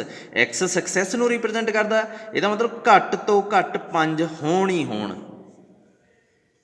ਹੁਣ ਦੇਖੋ ਵੱਧ ਤੋਂ ਵੱਧ ਕਿੰਨੀਆਂ ਹੋਣਗੀਆਂ ਰਾਜੇ, ਜੇ ਘੱਟ ਤੋਂ ਘੱਟ 5 ਆ ਤਾਂ ਵੱਧ ਤੋਂ ਵੱਧ ਕਿੰਨੀਆਂ ਹੋਣਗੀਆਂ 6। ਸੋ ਇਹਦਾ ਮਤਲਬ x ਕੀ ਹੋ ਸਕਦਾ, ਜਾਂ ਤਾਂ 5 ਹੋ ਸਕਦਾ ਸਕਸੈਸ, ਜਾਂ ਤਾਂ 5 ਸਕਸੈਸ ਮਿਲ ਸਕਦੀਆਂ, ਜਾਂ 6 ਸਕਸੈਸ ਮਿਲ ਸਕਦੀਆਂ। ਹੁਣ ਕਿਸੇ ਨੂੰ ਲੱਗੂਗਾ ਵੀ ਸਰ ਜਾਂ ਤਾਂ 5 ਸ਼ੋ ਹੋ ਸਕਦਾ ਡਾਈਸ 'ਤੇ ਜਾਂ 6 ਸ਼ੋ, ਇਹ ਨੰਬਰ ਨਹੀਂ ਹੈਗਾ। x ਕੀ ਆਪਾਂ ਮੰਨਿਆ ਸੀਗਾ, x denote the number of success ਆ, ਨੋਟ ਨੰਬਰ ਆਫ ਡਾਈਸ, ਇਹ ਨਹੀਂਗਾ। ਸੋ ਇਹ ਨਾ ਸੋਚੀ ਜਾਓ ਇਹ ਨੰਬਰ ਆਫ ਸਕਸੈਸ ਆ। x ਸਕਸੈਸ ਦਾ ਮਤਲਬ ਕੀ ਹੈ ਕਿ ਡਾਈਸ ਦੇ ਉੱਪਰ 1 3 5 ਆ ਜਾਏ, ਤੇ ਜੇ 5 ਵਾਰ 1 3 5 ਆਵੇ ਉਹ ਹੋ ਗਈ 5 ਸਕਸੈਸ, 6 ਵਾਰ 1 3 5 ਆਵੇ ਉਹ ਹੋ ਜੂਗੀ 6 ਸਕਸੈਸ। ਇਹ ਯਾਦ ਰੱਖਿਓ। ਸੋ ਜੋ ਵੀ ਆ ਇੱਕੋ ਟਾਈਮ 5 ਸਕਸੈਸ ਅਤੇ 6 ਸਕਸੈਸ ਤਾਂ ਨਹੀਂ ਮਿਲ ਸਕਦੀਆਂ, ਇੱਕੋ ਟਾਈਮ ਤਾਂ ਨਹੀਂ ਮਿਲ ਸਕਦੀਆਂ। ਇਹਦਾ ਮਤਲਬ ਇੱਥੇ ਫੇਰ ਸਮ ਆ ਜਾਊਗਾ। ਹੁਣ ਦੇਖੋ ਇਹ ਤਾਂ ਆਪਾਂ ਹੱਲ ਕਰੀ ਬੈਠੇ ਹਾਂ ਉੱਤੇ, ਆਹ ਦੇਖੋ 6 ਸੀ 5 1/2 ਇਹਦੀ ਪਾਵਰ 6। ਇਹ ਕੀ ਆਊਗਾ 6 ਸੀ 6 1/2 ਦੀ ਪਾਵਰ 6। ਇਹ ਜਿਹੜਾ ਫੰਕਸ਼ਨ ਸੀਗਾ ਉਹਦੇ 'ਚ ਆਪਾਂ ਫੇਰ ਵੈਲਿਊ ਭਰਤੀ ਇਹਦੇ 'ਚ ਜਿਹੜਾ ਬਣਾਇਆ ਹੋਇਆ। ਸੋ ਇਹਨੂੰ ਸੋਲਵ ਕਰ ਲਿਓ, ਸੋਲਵ ਕਰਨਾ ਤੁਹਾਨੂੰ ਇਹਨੂੰ ਆਉਂਦਾ ਹੀ ਆ, ਇਹ ਸਿੱਧਾ ਜਿਹਾ ਨੰਬਰ ਹੈ, ਕੈਲਕੂਲੇਟ ਕਰਨਾ ਤੁਸੀਂ ਕਰਨਾ। ਐਟ ਮੋਸਟ 5 ਸਕਸੈਸ, ਇਹਦਾ ਮਤਲਬ ਸਕਸੈਸ ਵੱਧ ਤੋਂ ਵੱਧ 5 ਹੋਣ। ਦੇਖੋ ਇਹ ਕੰਮ ਆ ਨਾ, ਹੁਣ ਇਹਨੂੰ ਕਰਨ ਵਾਸਤੇ ਥੋੜ੍ਹਾ ਜਿਹਾ ਦਿਮਾਗ ਲਾਉਣਾ ਪਊ। ਤੁਹਾਨੂੰ ਪਤਾ ਇਹ ਇੱਕ ਈਵੈਂਟ ਆ, ਜੇ ਮੈਂ ਇਹਦੇ ਨਾ ਹੋਣ ਦੀ ਪ੍ਰੋਬੇਬਿਲਟੀ ਨੂੰ 1 ਚੋਂ ਘਟਾਵਾਂ ਤਾਂ ਇੱਕੋ ਹੀ ਗੱਲ ਹੋਊਗੀ। ਮਤਲਬ ਆਪਾਂ ਅੱਗੇ ਵੀ ਕੀਤਾ ਇਹ, ਏ ਕੰਪਲੀਮੈਂਟ ਦੀ ਪ੍ਰੋਬੇਬਿਲਟੀ ਕਿੰਨੀ ਹੁੰਦੀ ਹੈ 1 - ਪ੍ਰੋਬੇਬਿਲਟੀ ਆਫ ਏ, ਜਾਂ ਕਹਿ ਲਓ ਕਿ ਪ੍ਰੋਬੇਬਿਲਟੀ ਆਫ ਏ ਕਿੰਨੀ ਹੁੰਦੀ ਹੈ 1 - ਪ੍ਰੋਬੇਬਿਲਟੀ ਆਫ ਏ ਕੰਪਲੀਮੈਂਟ। ਹੁਣ ਏ ਕੀ ਆ x <5, ਅਤੇ ਏ ਕੰਪਲੀਮੈਂਟ ਕੀ ਹੋਊਗਾ x not < 5। ਸੋ ਇਹਨੂੰ ਸਹੀ ਕਰਕੇ ਲਿਖੋ। ਇਹਦਾ ਮਤਲਬ ਕੀ ਹੋ ਗਿਆ 5 ਤੋਂ ਵੱਡਾ ਹੋਊਗਾ, ਜਦੋਂ 6 ਤੋਂ ਛੋਟਾ ਜਾਂ ਬਰਾਬਰ ਨਹੀਂ ਹੋਊਗਾ ਇਹਦਾ ਮਤਲਬ 100% ਵੱਡਾ ਹੋਊਗਾ।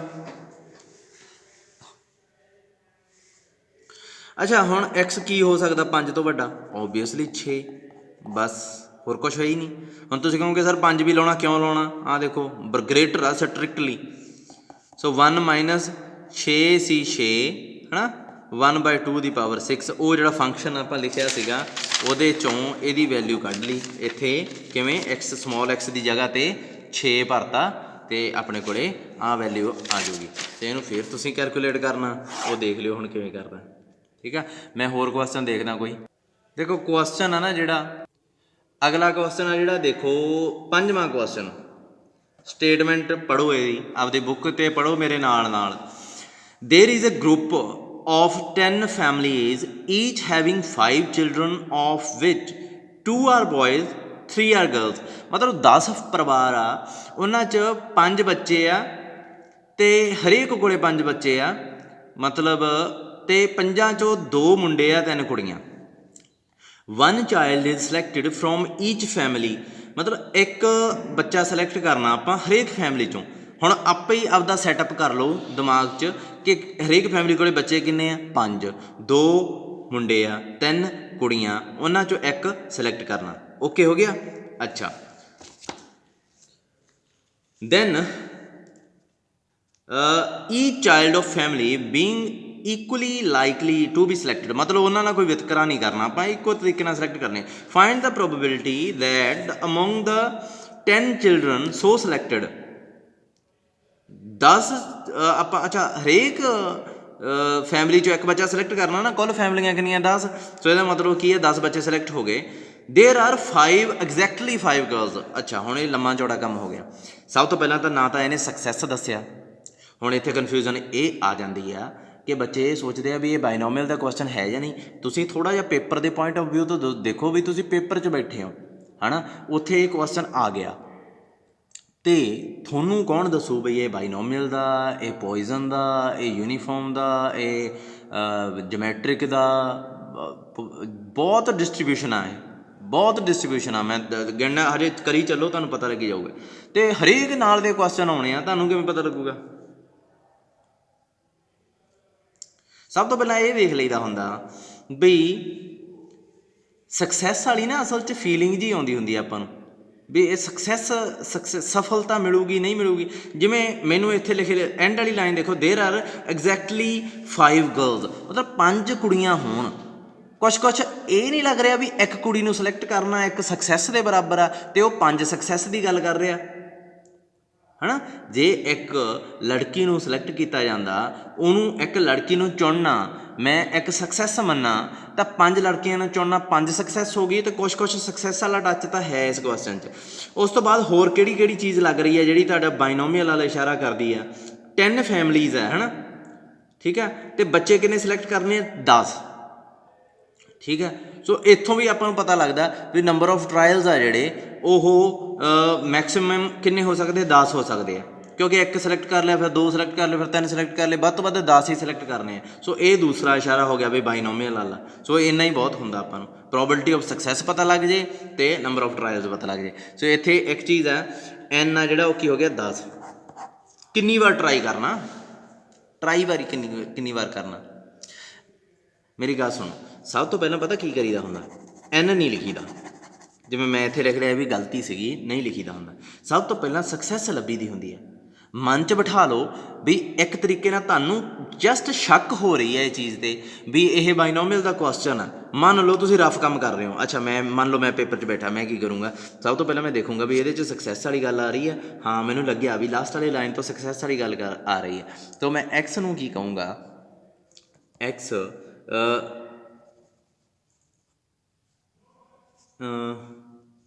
let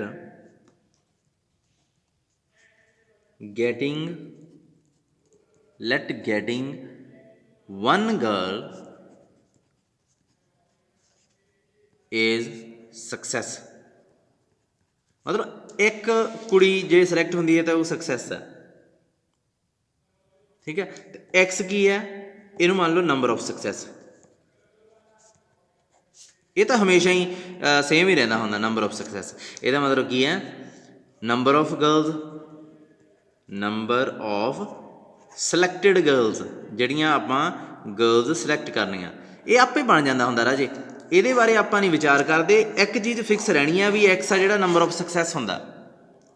ਸੋ ਆਪਾਂ ਹੁਣ ਮੈਨੂੰ ਲੱਗਿਆ ਵੀ ਇਹ ਐਂਡ 'ਤੇ ਕਹਿ ਰਿਹਾ ਐਗਜ਼ੈਕਟਲੀ 5 ਜਿਹੜੀ ਹੈਗੀ ਆ ਕੁੜੀਆਂ ਦੀ ਪ੍ਰੋਬੇਬਿਲਿਟੀ ਦੱਸਣੀ ਆ ਆਪਾਂ, ਜਾਣੀ ਕਿ 5 ਕੁੜੀਆਂ ਸਿਲੈਕਟ ਹੋਣ, ਜਿੰਨੇ ਵੀ 10 ਚੁਣਨੇ ਆ ਨਾ ਕੁੱਲ, ਅਤੇ 5 ਉਸ 'ਚ ਕੁੜੀਆਂ ਹੋਣ, ਜਾਣੀ ਕਿ 5 ਸਕਸੈਸ ਦੀ ਗੱਲ ਕਰ ਰਿਹਾ ਇਹ। ਜਾਣੀ ਕਿ ਇਹ ਮੈਨੂੰ ਪੁੱਛਣਾ ਚਾਹੁੰਦਾ ਐਕਸ ਇਜ਼ ਇਕੁਅਲ ਟੂ 5। ਹੁਣ ਨੰਬਰ ਆਫ ਟਰਾਇਲਸ ਦੇਖੋ ਕਿੰਨੀਆਂ ਸਕਸੈਸ ਵੱਧ ਤੋਂ ਵੱਧ ਮਿਲ ਸਕਦੀਆਂ, ਇਹ ਆਪਾਂ ਸੋਚਣਾ ਸ਼ੁਰੂ ਕਰਾਂਗੇ। ਮਤਲਬ ਨੰਬਰ ਆਫ ਸਿਲੈਕਟਡ ਗਰਲਸ ਹੋ ਸਕਦਾ 0 ਹੋਣ, ਹੋ ਸਕਦਾ ਇੱਕ ਕੁੜੀ ਸਿਲੈਕਟ ਹੋਵੇ, ਹੋ ਸਕਦਾ 2 ਸਿਲੈਕਟ ਹੋਵੇ, ਹੋ ਸਕਦਾ 3 ਸਿਲੈਕਟ ਹੋਵੇ, ਹੋ ਸਕਦਾ 8, ਹੋ ਸਕਦਾ 9, ਹੋ ਸਕਦਾ 10। ਕੀ 11 ਕੁੜੀਆਂ ਸਿਲੈਕਟ ਹੋ ਸਕਦੀਆਂ? नहीं, क्योंकि 10 फैमिलियां चो हरेक फैमिली चो एक बच्चा सिलेक्ट करना, तो यह मतलब 10 ही सिलेक्ट होणगे। तुहानूं याद होगा बाइनोमियल च एक्स 0 तो स्टार्ट होंदा ते खत्म किहदे ते होंदा n ते, ये कित्थे खत्म होया 10 ते। सो इसदा मतलब n की हो गया, n हो गया 10, जानी कि एक होर चीज़ मिल गई। आखिरी लाइन तो मैं लग्या सी ते मैं n ते भी पहुँच गया, x भी डिफाइन कर ली, मैनूं पता भी लग गया भी सक्सैस किहनूं मन रहा है। ठीक है, तो हुण प्रोबेबिलिटी ऑफ सक्सैस की आऊगी स्मॉल p, एक कुड़ी सिलेक्ट होने की probability, probability selecting one girl, पर सिलेक्ट किन्नियां चों करनी है, अपने कोले 5 बच्चों चों, 5 च की है 2 boys selecting one girl from 2 boys and 3 girls, मतलब 3 कुड़ियां चों ते 2 मुंडियां चों एक कुड़ी सिलेक्ट करने की प्रोबेबिलिटी दसो। अच्छा सोचो इत्थे वीरे की करिए, 2 तां मुंडे आ, 3 कुड़ियां, इन्हां चों एक सिलेक्ट करने की प्रोबेबिलिटी, एक गर्ल सिलेक्ट करने की प्रोबेबिलिटी की होगी, सीधी जी गल आ, 3 कुड़ियां 2 ते 3 कुल किन्ने आ बच्चे 5, सो 3/5 आ गई। क्यों की आऊगी ऑटोमैटिकली 1 - b 1 - 3/5, कितना हो गया है 2/5। सो प्रोबेबिलिटी ऑफ सक्सैस ते फेलियर भी पता लग गया। जे तुहानूं इत्थे लगदा भी सर ऐं थोड़ी करना सीगा, तुसीं 3 चों एक करनी सी, 2 चों कुछ भी नहीं सी करना, 5 चों एक करनी सी, ते राजे इहनूं सॉल्व करके देख लो 3/5 ही बनूगा। प्रॉब्लम उदों ਹੁੰਦੀ ਹੈ ਇਹ ਐਪਲੀਕੇਬਲ ਫਾਰਮੂਲਾ ਉਦੋਂ ਆਪਾਂ ਨੂੰ ਵਰਤਣਾ ਆਪਣੀ ਮਜਬੂਰੀ ਹੈ ਜਦੋਂ ਇੱਥੇ 2 ਕੁੜੀਆਂ ਇੱਕ ਤੋਂ ਵੱਧ ਸਿਲੈਕਟ ਕਰਨੇ ਹੋਣ, ਫਿਰ ਆਪਾਂ ਨੂੰ ਇੱਥੇ ਹੁੰਦਾ ਵੀ 3C2 ਲੱਗੂਗਾ, ਇੱਥੇ ਵੀ 5C2 ਲੱਗੂਗਾ, ਇੱਥੇ 0 ਲੱਗੂਗਾ, ਫਿਰ ਆਪਣਾ ਕੁਛ ਨਾ ਕੁਛ ਆਨਸਰ ਡਿਫਰੈਂਟ ਆਉਂਦਾ ਹੁੰਦਾ। ਅਦਰਵਾਈਜ਼ ਤਾਂ ਇਹ +2 ਵਾਲਾ ਕੰਮ ਹੀ ਬਣ ਜਾਂਦਾ ਹੁੰਦਾ। ਜਦੋਂ ਇੱਕ ਸਿਲੈਕਟ ਕਰਨਾ, ਇੱਕ ਤਾਂ ਆਪਾਂ +2 'ਚ ਸਿਲੈਕਟ ਕਰਦੇ ਰਹੇ ਹਾਂ, ਕਿਵੇਂ ਕਰਦੇ ਹੁੰਦੇ ਸੀ ਉਵੇਂ ਹੀ, 3 ਕੁੜੀਆਂ ਵਾ ਕੁੱਲ ਕਿੰਨੇ 3/5 ਕਰ ਦਿਓ, ਹੋ ਗਿਆ ਕੁਐਸਚਨ ਖਤਮ। ਹੁਣ ਪ੍ਰੋਬੇਬਿਲਿਟੀ, ਅੱਛਾ ਹੁਣ ਇੱਕ ਚੀਜ਼ ਆ, ਪ੍ਰੋਬੇਬਿਲਿਟੀ x = x ਕੀ ਆਊਗਾ 10 n cx, p ਕੀ ਹੈ 3/5 x, q ਕੀ ਹੈ 2/5, ਇਹ ਆ ਗਿਆ 10 - x, ਤੇ x ਦੀ ਵੈਲਿਊ ਕੀ ਹੈ 0 1 2 ਅਪ ਟੂ ਸੋ ਔਨ 10 ਤੱਕ। ਇਹ ਲਿਖ ਲਿਆ, ਇਹ ਰਫ ਕੰਮ ਸੀ, ਇਹ ਵੀ ਰਫ ਕੰਮ ਸੀ, ਇਹ ਵੀ ਰਫ ਕੰਮ ਆ, ਇਹ ਵੀ ਰਫ ਕੰਮ ਆ, ਉਹ ਢਾਹ ਦਾਂ ਜਿਹੜਾ ਬਚ ਗਿਆ ਉਹ ਰਫ ਕੰਮ ਨਹੀਂ ਗਾ। ਹੁਣ probability of getting exactly 5 girls, x the value 5 ਭਰ ਦਿਓ, ਮਤਲਬ 5 ਸਕਸੈਸ ਦੀ ਗੱਲ ਕਰ ਰਿਹਾ ਹੈ, 10 ਸੀ 5, 3/5 ਇੱਥੇ ਆਏਗਾ 5, 2/5 ਇੱਥੇ ਕੀ ਆ ਜਾਊਗਾ 10 - 5 ਉਹ ਵੀ 5, ਤੇ ਇਹਨੂੰ ਸੋਲਵ ਕਰਨਾ ਤੁਹਾਨੂੰ ਆਉਂਦਾ ਹੀ ਆ, ਇਹ ਪ੍ਰੋਬੇਬਿਲਿਟੀ ਆ ਜੂਗੀ ਤੁਹਾਡੀ। ਠੀਕ ਆ, ਹੋਰ ਦੇਖਦੇ ਹਾਂ ਕੁਐਸਚਨ ਹੁਣ। ਅੱਜ ਲੈਕਚਰ ਥੋੜ੍ਹਾ ਜਿਹਾ, ਅੱਜ 2 ਲੈਕਚਰ ਆ ਆਪਣੇ, ਵੀਰਵਾਰ ਆ, ਮੈਂ ਕੱਲ੍ਹ ਹੀ ਵੀਰਵਾਰ ਬਣਾਈ ਬੈਠਾ ਸੀ ਪਹਿਲਾਂ ਤਾਂ, ਤੇ ਅੱਜ ਥੋੜ੍ਹਾ ਜਿਹਾ ਵੱਡਾ ਲੈਕਚਰ ਲਾਉਣੇ ਆ। ਅੱਗੇ 10ਵਾਂ ਕੁਐਸਚਨ ਦੇਖੋ ਰਾਜੇ, ਇਹ ਥੋੜ੍ਹਾ ਜਿਹਾ ਮੈਨੂੰ ਹੋਰ ਤਰੀਕੇ ਦਾ ਲੱਗਿਆ। A B ਆਪਾਂ ਤੀਜਾ ਕਰ ਲਿਆ, ਫਿਰ 5ਵਾਂ ਕਰ ਲਿਆ, ਹੁਣ ਮੈਂ 10ਵਾਂ ਕਰਾਉਣ ਲੱਗਾ ਕਿਉਂਕਿ ਕੁਐਸਚਨ ਵੀ ਬਹੁਤ ਆਏ, ਵਿੱਚੋਂ ਆਪਾਂ ਕਰਦੇ ਜਾਂਦੇ ਹਾਂ। 10ਵਾਂ question, A B play a game in which their chances of winning are in the ratio, ਮਤਲਬ chances of winning in the ratio ਦਿੱਤੇ ਹੋਏ ਆ ਰਾਜੇ। ਇੱਥੇ ਇਹ ਤੋਂ ਦੇਖ ਕੇ ਸਟੂਡੈਂਟ ਡਰ ਜਾਂਦੇ ਆ ਵੀ ਰੇਸ਼ੋ 'ਚ, ਪਰ ਪ੍ਰੋਬੇਬਿਲਿਟੀ ਰੇਸ਼ੋ 'ਚ ਵੀ ਦਿੱਤੀ ਜਾ ਸਕਦੀ ਹੈ ਜੇ ਤੁਹਾਨੂੰ ਪਤਾ ਹੋਵੇ। Find A's chance of winning at least 3 games out of the 5 games played। ਦੇਖੋ ਸਭ ਤੋਂ ਪਹਿਲਾਂ ਤਾਂ ਮੈਂ ਤੁਹਾਨੂੰ ਦੱਸਦਾ ਵੀ A ਦੇ play a game, A and B play a game in which their chances of winning are in the ratio, ਮਤਲਬ ਇੱਕ ਗੇਮ 'ਚ ਜਿੱਤਣ ਦੇ ਚਾਂਸ ਇੰਨੇ ਆ। ਚਲੋ ਆਪਾਂ ਦੇਖਣਾ ਕੀ ਹੈ ਕਿ A's chance of winning at least 3 games, winning at least 3 games out of 5। ਚਲੋ ਜਾਣੀ ਕਿ ਹੁਣ ਸਭ ਤੋਂ ਪਹਿਲਾਂ ਆਪਾਂ ਦੇਖਣਾ ਵੀ ਕੀ ਇਹ ਕੁਐਸਚਨ ਬਾਈਨੋਮੀਅਲ 'ਚ ਫਿੱਟ ਹੋ ਰਿਹਾ ਵਾ। ਸਭ ਤੋਂ ਪਹਿਲਾਂ ਇਹ ਜਿਹੜੀ ਰੇਸ਼ੋ ਆ, ਇਹ A ਤੇ B ਦੇ ਜਿੱਤਣ ਦੀ ਪ੍ਰੋਬੇਬਿਲਿਟੀ ਦੱਸ ਸਕਦੀ ਹੈ ਇੱਕ ਗੇਮ, ਠੀਕ ਹੈ। ਅਤੇ ਮੈਂ ਵਿਨਿੰਗ ਐਟ ਲੀਸਟ 3 ਗੇਮ, ਮਤਲਬ ਇੱਕ ਗੇਮ ਨੂੰ ਜਿੱਤਦਾ ਜਦੋਂ A ਤਾਂ ਉਹਦੀ ਸਕਸੈਸ ਹੋ ਜਾਂਦੀ ਹੈ, ਮਤਲਬ ਇਹ ਐਟ ਲੀਸਟ 3 ਸਕਸੈਸ ਦੀ ਗੱਲ ਕਰ ਰਿਹਾ। ठीक है। एक गेम में जितना मतलब सक्सैस, सो विनिंग एटलीस्ट 3 गेम्स, मतलब घੱਟ ਤੋਂ ਘੱਟ 3 सक्सैस की गल कर रहा है। उस तो बाद की किन्नियां चों किन्नियां सक्सैस चों सॉरी किन्नी बार ट्राई किया आउट ऑफ 5 गेम्स। सो ये भी फाइनाइट ही है, मतलब 5 बारी ट्राई करना, घੱਟ ਤੋਂ ਘੱਟ 3 सक्सैस मिलना, तो ए दी जितने की प्रोबेबिलिटी पता लग सकती है तुहानूं, हाँ पता लग जाएगी इथों। सो इसका मतलब ये बाइनोमियल च फिट हो गया क्वेश्चन, ठीक है। सो आपां की कहांगे, let P be the probability that A wins the game।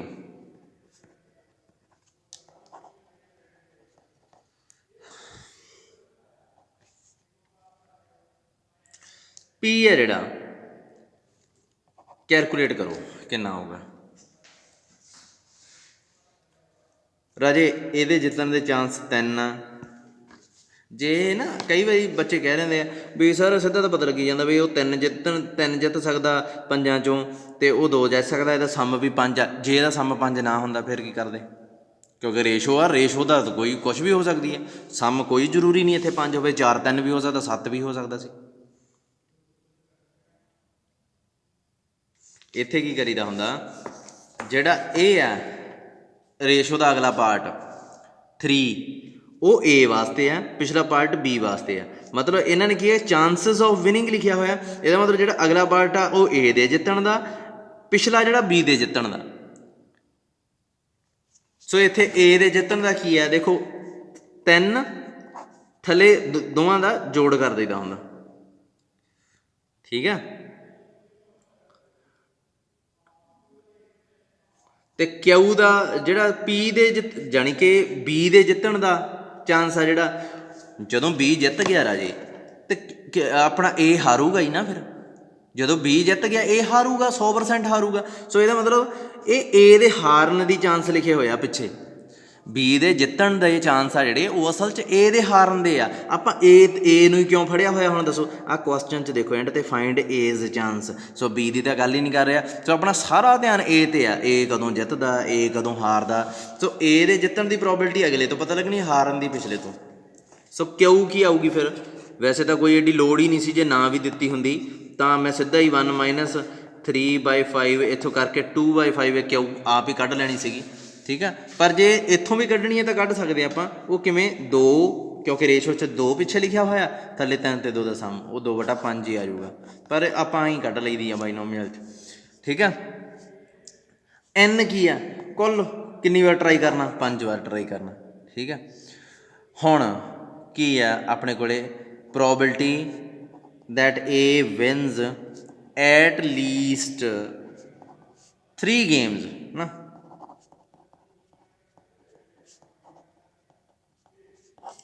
x ਨੂੰ ਮੰਨ ਲਓ number of success,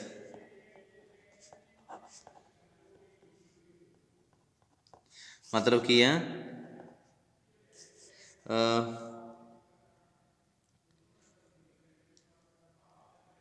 number of games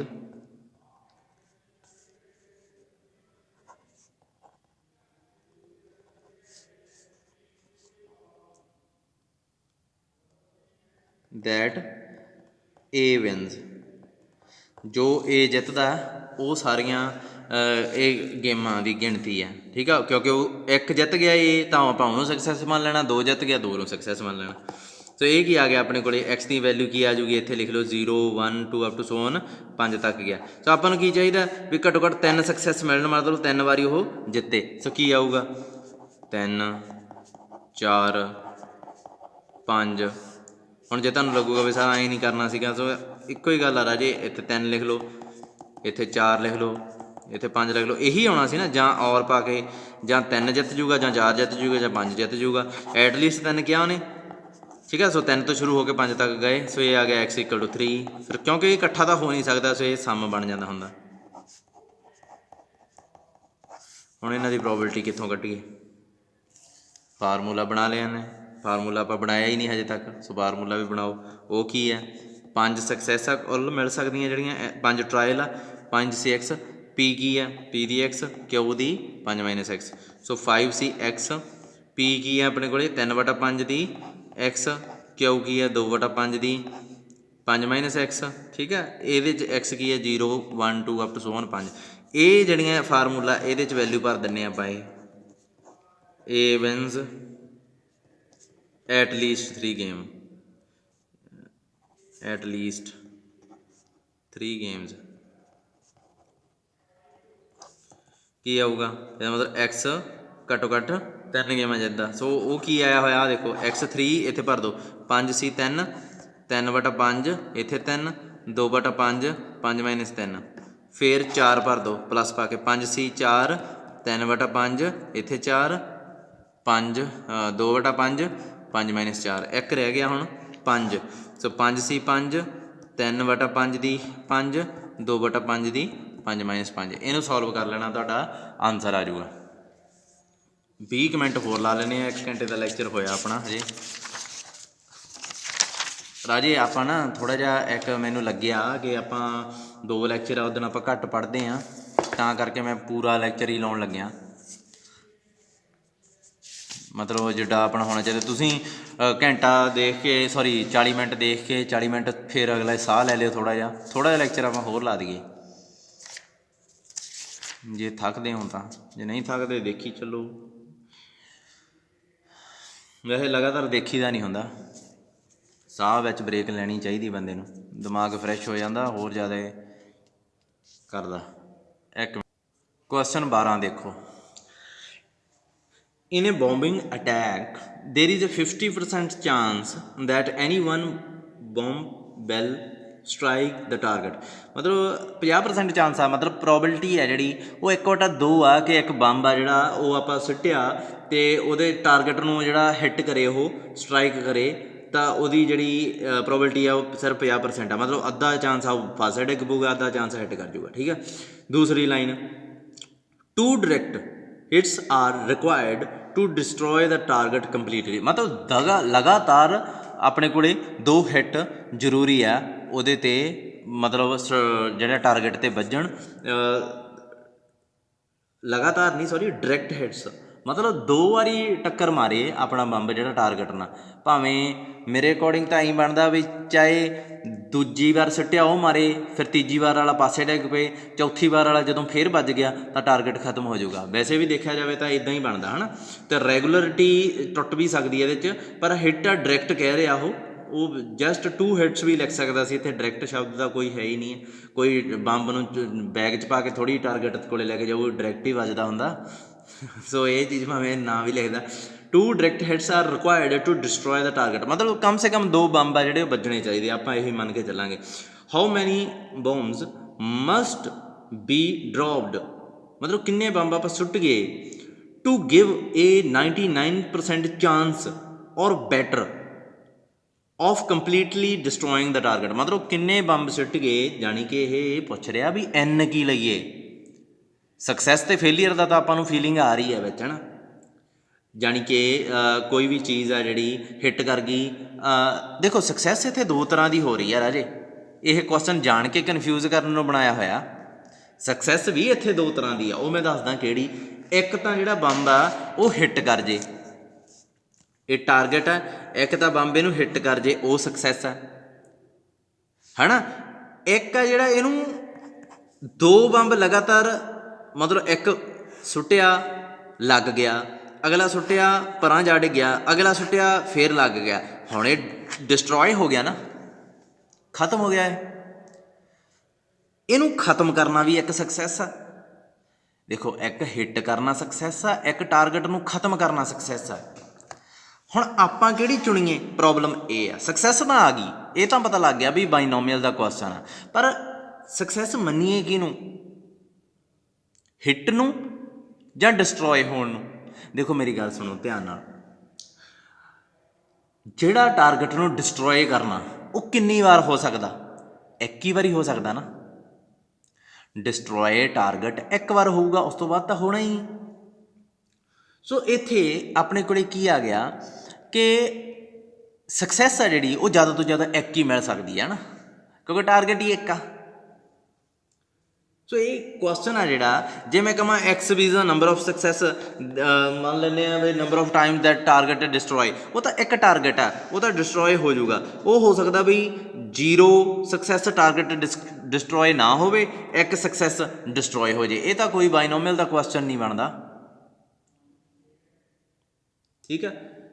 ਇੱਕ ਸਕਸੈਸ ਮਤਲਬ ਦੂਸਰਾ ਆਪਾਂ ਮੰਨ ਸਕਦੇ ਹਾਂ ਵੀ ਹਿੱਟ ਕਰਨ ਨੂੰ ਸਕਸੈਸ, ਹਾਂ ਉਹ ਕੁਛ ਮੀਨਿੰਗਫੁਲ ਲੱਗਦਾ ਵੀ ਇੱਕ ਵਾਰੀ 0 ਵਾਰੀ ਹਿੱਟ ਕਰੇ, 1 ਵਾਰ ਹਿੱਟ ਕਰੇ ਜਾਂ 2 ਵਾਰ ਹਿੱਟ। ਰਾਜੀ ਦੇਖੋ ਹੋ ਤਾਂ ਇਹਦੇ ਨਾਲ ਵੀ ਜਾਣਾ, ਐਵੇਂ ਤੁਹਾਨੂੰ ਕਹੀ ਜਾਵਾਂ ਕੁਐਸਚਨ, ਕਿਉਂਕਿ ਇਹ ਜਿਹੜਾ ਥੋੜ੍ਹਾ ਜਿਹਾ ਜ਼ਿਆਦਾ ਸੋਚਣਾ ਪਊਗਾ ਤੁਹਾਨੂੰ, ਠੀਕ ਹੈ।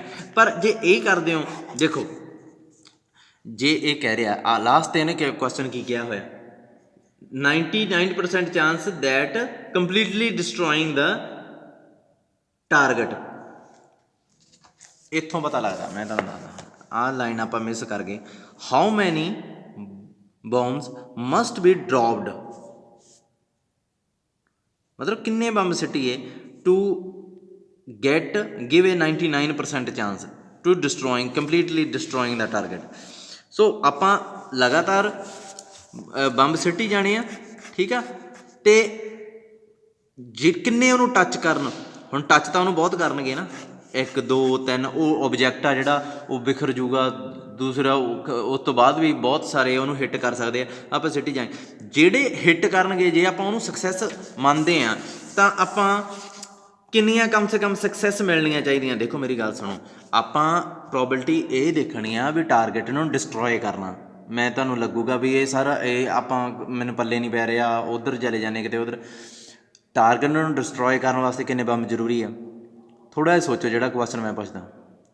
ਤੁਸੀਂ ਕਹੋਗੇ 2, ਹੈ ਨਾ, ਮੈਂ ਕਹੂੰਗਾ 3 ਵੀ ਹੋ ਸਕਦੇ ਆ। ਜੇ 2 ਦੀ ਬਜਾਏ 3 ਹਿੱਟ ਕਰ ਜਾਣ ਸੇਮ ਪੋਜੀਸ਼ਨ 'ਤੇ, ਸੇਮ ਪੁਆਇੰਟ ਟਾਰਗੇਟ, ਤਾਂ ਫਿਰ ਵੀ ਨਹੀਂ ਬਚਣਾ। ਫਿਰ ਮੈਂ ਕਹੂੰਗਾ 4 ਹਿੱਟ ਕਰ ਜਾਣ, ਫਿਰ ਵੀ ਨਹੀਂ ਬਚਣਾ। 5 ਹਿੱਟ ਕਰ ਜਾਣ, ਫਿਰ ਵੀ ਨਹੀਂ ਬਚਣਾ। ਘੱਟ ਤੋਂ ਘੱਟ 2 ਚਾਹੀਦੇ ਆ ਨਾ, ਸਮਝ ਲੱਗਦੀ ਹੈ ਇਸ ਚੀਜ਼ ਨੂੰ? ਜਾਣੀ ਕਿ 3 ਵੀ ਹੋ ਸਕਦੇ, 4 ਵੀ ਹਿੱਟ ਕਰ ਸਕਦੇ, 5 ਵੀ ਹਿੱਟ ਕਰ ਸਕਦੇ। ਜਾਣੀ ਕਿ ਸਕਸੈਸ ਆਪਾਂ ਦੇਖਣੀ ਆ, ਟਰਾਈ ਕਿੰਨੇ ਕਰਨੇ ਆ। ਆਪਾਂ ਸਭ ਤੋਂ ਪਹਿਲਾਂ ਇਹ ਦੇਖਣਾ ਵੀ ਆਪਣੇ ਕੋਲੇ ਬੰਬ ਕਿੰਨੇ ਸਿੱਟਣੇ ਆ। ਮੈਂ ਜੇ ਮੰਨਦਾ ਵੀ ਮੈਂ N ਬੰਬ ਸਿੱਟਣੇ ਆ, ਅਤੇ ਕਮ ਸੇ ਕਮ 2 ਸਕਸੈਸ ਮੈਨੂੰ ਮਿਲ ਗਈਆਂ। ਜੇ 2 ਸਕਸੈਸ ਮਿਲ ਗਈਆਂ ਤਾਂ ਟਾਰਗੇਟ ਗਿਆ। ਟਾਰਗੇਟ ਜਾਣ ਦੀ ਪ੍ਰੋਬਿਲਟੀ, ਹੁਣ ਇਹ ਜਿਹੜੀ ਪ੍ਰੋਬਿਲਟੀ ਹੈ, ਇਹ ਟਾਰਗੇਟ ਜਾਣ ਦੀ ਪ੍ਰੋਬਿਲਟੀ ਹੋ ਗਈ, ਕਿਉਂਕਿ ਮੈਂ ਮੰਨ ਲਿਆ ਕਿ x ਕਮ ਸੇ ਕਮ 2 ਆ, ਮਤਲਬ 2 ਨਿਸ਼ਾਨੇ ਲੱਗ ਗਏ। ਅਤੇ ਜਦੋਂ 2 ਨਿਸ਼ਾਨੇ ਲੱਗ ਗਏ ਟਾਰਗੇਟ ਗਿਆ। ਸੋ ਅਲਟੀਮੇਟਲੀ ਇਹਦਾ x greater than equal to 2 ਦਾ ਮਤਲਬ ਕੀ ਹੈ ਕਿ ਟਾਰਗੇਟ ਗਿਆ। ਸੋ ਟਾਰਗੇਟ ਜਾਣ ਦੀ ਪ੍ਰੋਬਿਲਟੀ ਕਿੰਨੀ ਹੋਣੀ ਚਾਹੀਦੀ ਹੈ? ਕਮ ਸੇ ਕਮ 99%, ਵੱਧ ਵੀ ਹੋ ਸਕਦੀ ਹੈ ਕਿਉਂਕਿ ਉਹਨੇ ਲਿਖਿਆ ਔਰ ਬੈਟਰ। ਸੋ ਅਲਟੀਮੇਟਲੀ ਆਪਾਂ ਇਹ ਚੀਜ਼ N ਲੱਭਣੀ ਹੈ, ਇਹ ਚੀਜ਼ ਦਿੱਤੀ ਹੋਈ ਹੈ, N ਲੱਭਣੀ ਹੈ। ਕੁੱਲ ਬੰਬ ਕਿੰਨੇ ਸਿੱਟੇ ਗਏ ਆ ਉਹ ਮੰਨ ਲੈਂਦੇ ਆ N ਸੈੱਟ 'ਤੇ, ਠੀਕ ਹੈ। ਇੱਕ ਸਕਸੈਸ ਦੀ ਪ੍ਰੋਬਿਲਟੀ ਇਹ ਵੀ ਦੇਖਣੀ ਪੈਣੀ ਹੈ। ਸਾਰਾ ਕੁਝ ਹੀ ਮਿਕਸ ਹੋ ਜਾਂਦਾ ਹੁੰਦਾ ਇਹਦੇ 'ਚ। ਜਿਵੇਂ ਸਭ ਤੋਂ ਪਹਿਲਾਂ ਮੈਂ ਇੱਥੇ ਸ਼ੁਰੂ ਹੋਣ ਲੱਗਾ, ਹੁਣ ਇੱਕ ਧਿਆਨ ਨਾਲ ਦੇਖਿਓ। Let x be the number of bombs that strike the target, ਜਿਹੜੇ ਹਿੱਟ ਕਰਦੇ ਆ, ਠੀਕ ਆ। ਹੁਣ ਇਹ ਕਿੰਨੇ ਹੋ ਸਕਦੇ ਆ? ਤੁਸੀਂ ਕਹੋਗੇ 0 1 2 ਅਪ ਟੂ ਸੋ ਔਨ, ਜਿੱਥੋਂ ਤੱਕ ਮਰਜ਼ੀ ਸਿੱਟੀ ਜਾਓ, ਇਨਫਿਨਿਟੀ ਤੱਕ ਸਿੱਟੀ ਚੱਲੋ। ਪਰ ਆਪਾਂ ਆਪਣੇ ਕੋਲੇ ਬੰਬ ਆ ਜਿਹੜੇ ਉਹ ਹੈਗੇ ਆ, ਉਹ ਲਿਮਟਿਡ ਆ। ਸੋ ਇਹਦਾ ਮਤਲਬ ਆਪਾਂ ਮੰਨ ਲੈਂਦੇ ਹਾਂ light N bombs are dropped to get 99% or better chance to destroy the target। ਮਤਲਬ ਆਪਾਂ ਮੰਨ ਲਿਆ ਵੀ N ਬੰਬ ਸੁੱਟ ਤੇ ਡਿਸਟਰੋਏ। ਰਾਜੇ ਸਾਰੇ ਨਹੀਂ ਲੱਗਣੇ ਨਾ ਨਿਸ਼ਾਨੇ 'ਤੇ। ਜੇ 10 ਸੈੱਟ 'ਤੇ ਮੰਨ ਲਓ 2 ਟਿਕਾਣੇ 'ਤੇ ਲੱਗ ਗਏ ਤਾਂ ਆਪਣੀ ਗੱਲ ਬਣ ਜੂਗੀ। ਹੋ ਸਕਦਾ ਆਪਾਂ ਨੂੰ 20 ਇਕੱਠੇ ਚਲਾਉਣੇ ਪੈ ਜਾਣ, ਸਮਝ ਲੈਂਦੇ 20 ਇਕੱਠੇ ਸਿੱਟ ਤੇ ਉਹਨਾਂ 'ਚੋਂ 2 ਵੱਜਦੇ ਹੋਣ, ਹੋ ਸਕਦਾ 30 ਇਕੱਠੇ ਸਿੱਟਣੇ ਪੈ ਜਾਣ। ਸੋ ਮੰਨ ਲਿਆ ਮੈਂ n ਇਕੱਠੇ ਸਿੱਟ ਤੇ, ਉਹਨਾਂ 'ਚੋਂ 2 ਵੀ ਜੇ ਟਿਕਾਣੇ 'ਤੇ ਵੱਜ ਗਏ, ਇਹਦਾ ਮਤਲਬ ਟਾਰਗੇਟ ਗਿਆ। ਸੋ x ਕੀ ਹੋ ਗਿਆ, ਸਕਸੈਸ। ਸਕਸੈਸ ਮਤਲਬ ਜਿੰਨੀ ਵਾਰ ਹਿੱਟ ਕੀਤਾ, ਕੁੱਲ ਕਿੰਨੇ ਸਿੱਟ ਤੇ n। ਅੱਛਾ ਸਕਸੈਸ ਦੀ ਪ੍ਰੋਬਿਲਟੀ ਕੀ ਹੈ, ਹਿੱਟ ਕਰਨ ਦੀ ਪ੍ਰੋਬਿਲਟੀ ਕਿੰਨੀ ਦਿੱਤੀ ਹੋਈ ਹੈ 50%, ਜਾਣੀ ਕਿ 50/2 100, ਜਾਣੀ ਕਿ 1/2। ਅਤੇ ਫੇਲੀਅਰ ਦੀ ਪ੍ਰੋਬਿਲਟੀ ਕਿੰਨੀ ਹੋ ਗਈ ਹਿੱਟ ਨਾ ਕਰਨ ਦੀ, ਉਹ ਵੀ 1/2। ਜਾਣੀ ਕਿ ਕੁਛ ਇੱਥੇ ਆਪਾਂ ਨੂੰ ਦੱਸ ਰਹੇ ਆ ਰਾਜੇ ਇਹ, ਜਿਵੇਂ ਨੰਬਰ ਆਫ ਸਕਸੈਸ ਕੀ ਆ, ਆਹ ਦੇਖੋ 50% chances that any one bomb will strike. So ਇਹ ਸਕਸੈਸ ਮੰਨਾਂਗੇ ਆਪਾਂ। ਸੋ ਸਕਸੈਸ ਕੀ ਆਊਗੀ ਫਿਰ, ਕਿੰਨੇ ਹਿੱਟ ਕਰਦੇ ਆ। ਐਕਸ ਨੂੰ ਮੈਨੂੰ ਇਹਦੇ ਅਕੋਰਡਿੰਗ ਮੰਨਣਾ ਪੈਣਾ, 50% chance that any one bomb will strike. So 50% ਕੱਟ ਦੋ, ਇੱਥੇ ਲਾ ਲਓ chance that any one bomb will strike. ਠੀਕ ਆ। ਸੋ ਇੱਥੇ ਆਪਣੇ ਕੋਲੇ ਐਕਸ ਕੀ ਆ, ਨੰਬਰ ਆਪਣੇ ਕੋਲੇ ਆ ਜਾਊਗਾ ਨੰਬਰ ਆਫ ਸਕਸੈਸ।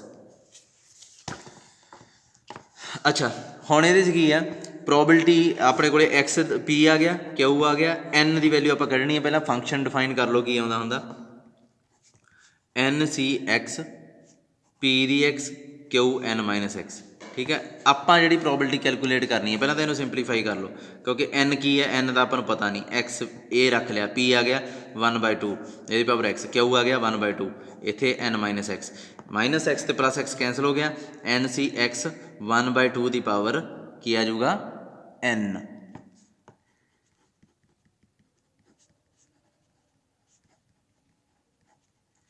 ਠੀਕ ਹੈ ਜੀ। ਪਰ ਆਪਾਂ ਨੂੰ ਚੀਜ਼ ਚਾਹੀਦੀ ਆ ਕਿ ਟਾਰਗੇਟ ਡਿਸਟਰੋਏ ਹੋ ਜੇ। ਸੋ ਇਹਦੇ ਵਾਸਤੇ ਕੀ ਹੈ, ਕਮ ਸੇ ਕਮ 2 ਹਿੱਟ ਕਰਨੀਆਂ ਚਾਹੀਦੀਆਂ ਉਹਨੂੰ, ਅਤੇ ਇਹਦੀ ਪ੍ਰੋਬਿਲਟੀ ਕਿੰਨੀ ਹੋਣੀ ਚਾਹੀਦੀ ਆ, ਕਮ ਸੇ ਕਮ 99%, ਮਤਲਬ 99% ਜਾਂ ਇਸ ਤੋਂ ਜ਼ਿਆਦਾ। ਸੋ ਕੀ ਆਊਗੀ 99%, ਮਤਲਬ 99/100। ਠੀਕ ਹੈ, ਜਾਣੀ ਕਿ ਇਹ ਚੀਜ਼ ਕੀ ਹੈਗੀ 0.99। ਹੁਣ ਇਹ ਚੀਜ਼ ਦਾ ਹੱਲ ਆਪਾਂ ਕਰਨਾ ਰਾਜੇ, ਇਹਦਾ ਹੱਲ ਇੰਨੀ ਛੇਤੀ ਨਹੀਂ ਹੋਣਾ। ਜਿਵੇਂ ਪ੍ਰੋਬਿਲਟੀ ਐਕਸ ਗ੍ਰੇਟਰ ਦੈਨ 2 ਆ, ਹਾਂ ਮੈਂ ਇਹੀ ਚੀਜ਼ ਸੋਚ ਰਿਹਾ ਸੀ ਵੀ ਐਕਸ ਨੂੰ ਸਟਰਾਈਕ ਹੀ ਕਿਉਂ ਮੰਨਿਆ ਜਾਵੇ। ਆਹ ਦੇਖੋ ਇੱਥੋਂ ਪਤਾ ਲੱਗਦਾ, ਜਿਹੜੀ ਆਹ ਚੀਜ਼ ਹੈ ਨਾ 50% chance that any one bomb will strike. So x success ਆ, ਅਤੇ ਸਕਸੈਸ ਦੀ ਪ੍ਰੋਬਿਲਟੀ ਕੀ ਦਿੱਤੀ ਹੋਈ ਆ ਇਹ, ਅਤੇ ਸਕਸੈਸ ਦਾ ਮਤਲਬ ਕਿਹਨੂੰ ਮੰਨਦਾ ਹੋਊਗਾ ਇਹ, chance that any one bomb will strike. ਤੋਂ ਹਿੱਟ ਕਰਦੇ ਜਿਹੜੇ ਉਹਨਾਂ ਨੂੰ ਸਕਸੈਸ ਮੰਨਿਆ ਹੋਇਆ, ਇਹ ਚੀਜ਼ ਦਾ ਧਿਆਨ ਰੱਖਿਓ ਬਸ। ਅੱਛਾ ਇਹਦੇ ਵਾਸਤੇ ਕੀ ਕਰੂਗਾ, ਇਹਦੀ ਪ੍ਰੋਬਿਲਟੀ ਕਿਹਦੇ ਬਰਾਬਰ ਹੁੰਦੀ ਹੈ 1 - ਐਕਸ ਦਾ ਇਹਦਾ ਕੰਪਲੀਮੈਂਟ ਹੋ ਸਕਦੀ ਹੈ ਨਾ। ਸੋ ਇਹਨੂੰ ਸਿੰਪਲੀਫਾਈ ਕਰ ਲੈਂਦੇ ਹਾਂ, 1 - ਇਹ ਕੀ ਹੋ ਜਾਊਗਾ, probability X less than 2,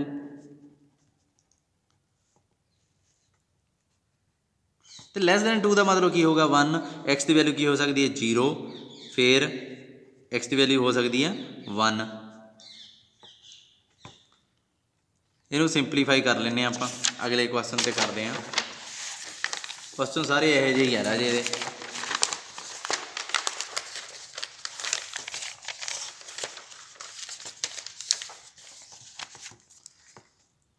(1 - P0 P1 greater than 99) ਇਹਦੀ ਵੈਲਿਊ ਭਰੋ। P0 ਦੀ ਕੀ ਆਊਗੀ, NC0, ਇਹੀ ਸੀ ਨਾ NC0 1/2 ਦੀ ਪਾਵਰ n। ਇਹ ਕੀ ਆਊਗਾ NC1 1/2 ਦੀ ਪਾਵਰ n। ਇੱਥੇ ਕੀ ਆਊਗਾ 0.99, ਇਹ ਆਊਗਾ 1 NC0 1/2 ਦੀ ਪਾਵਰ n, ਇੱਥੇ n 1/2 ਦੀ ਪਾਵਰ n 0.99। ਹੁਣ 2 ਦੀ ਪਾਵਰ n ਨੂੰ ਆਪਾਂ ਪ੍ਰੋਡਕਟ ਕਰ ਦਿੰਦੇ ਹਾਂ, ਹੋਰ ਤਾਂ ਇਹਦੇ 'ਚ ਕੀ ਹੋਣਾ ਵਾ, 1 ਇੱਥੇ n+1 ਬਾਹਰ ਕੱਢ ਲਓ, 1/2 ਦੀ ਪਾਵਰ n ਇੱਥੇ ਆ ਗਿਆ। ਠੀਕ ਹੈ, ਹੁਣ ਇਹਨੂੰ 1 ਨੂੰ ਉੱਧਰਲੇ ਪਾਸੇ ਲੈ ਜਾਂਦੇ ਹਾਂ, ਕੀ ਆ ਜਾਊਗਾ -n+1 1/2 ਦੀ n, ਇਹਨੂੰ ਉੱਧਰਲੇ ਪਾਸੇ ਲੈ ਗਏ ਅਤੇ -0.01 ਆ ਜਾਊਗਾ। ਮਾਈਨਸ ਨਾਲ ਪ੍ਰੋਡਕਟ ਕਰ ਦਿਓ, n+1 2 ਦੀ n, ਇੱਥੇ ਕੀ ਆਊਗਾ 0.01। 100 ਨਾਲ ਪ੍ਰੋਡਕਟ ਕਰ ਦਿਓ, 100 n+1, ਇੱਥੇ ਕੀ ਆਊਗਾ 100 ਨਾਲ ਪ੍ਰੋਡਕਟ ਕੀਤਾ 1 ਹੋ ਜਾਊਗਾ 2 ਦੀ n।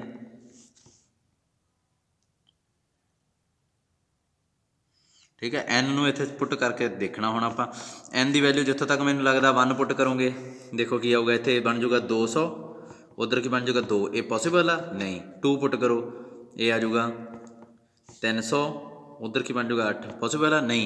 इदा करते करते करते करते बुक के हिसाब नाल 11 ते जाके तुहानूं पता लग जूगा भी आंसर N 11 होना चाहिए। मतलब 11 बंब आपां नूं सिੱਟਣੇ पैणगे, उन्हां चों 2 हिट कर जाणगे। ठीक है, सो ये प्रोबेबिलिटी हो गई। ठीक है, बाकी क्वेश्चन कल नूं देखते हैं। 4-5 क्वेश्चन हो गए, थोड़ा जिहा मटीरीअल जिहड़ा ਇਹ आ कर लिओ। ठीक है,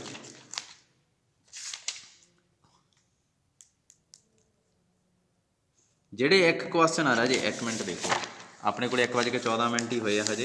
ਇੱਕ ਕੁਐਸਚਨ ਹੋਰ ਦੇਖ ਲਓ। ਜਿਵੇਂ ਇਹ ਕਹਿ ਰਿਹਾ 18ਵਾਂ ਕੁਐਸਚਨ ਆ ਨਾ, ਇਹ ਕਹਿੰਦੇ ਆ ਐਕਸ ਆ ਜਿਹੜਾ movement generating function of x is ਕੀ ਦਿੱਤਾ ਹੋਇਆ 2/3 1/3 e ਦੀ t 9। ਠੀਕ ਹੈ, ਉਹ ਕਹਿੰਦਾ ਪਤਾ ਕਰੋ show that mu -2 sigma x mu plus 2 sigma. ठीक है, ये कैलकुलेट करो।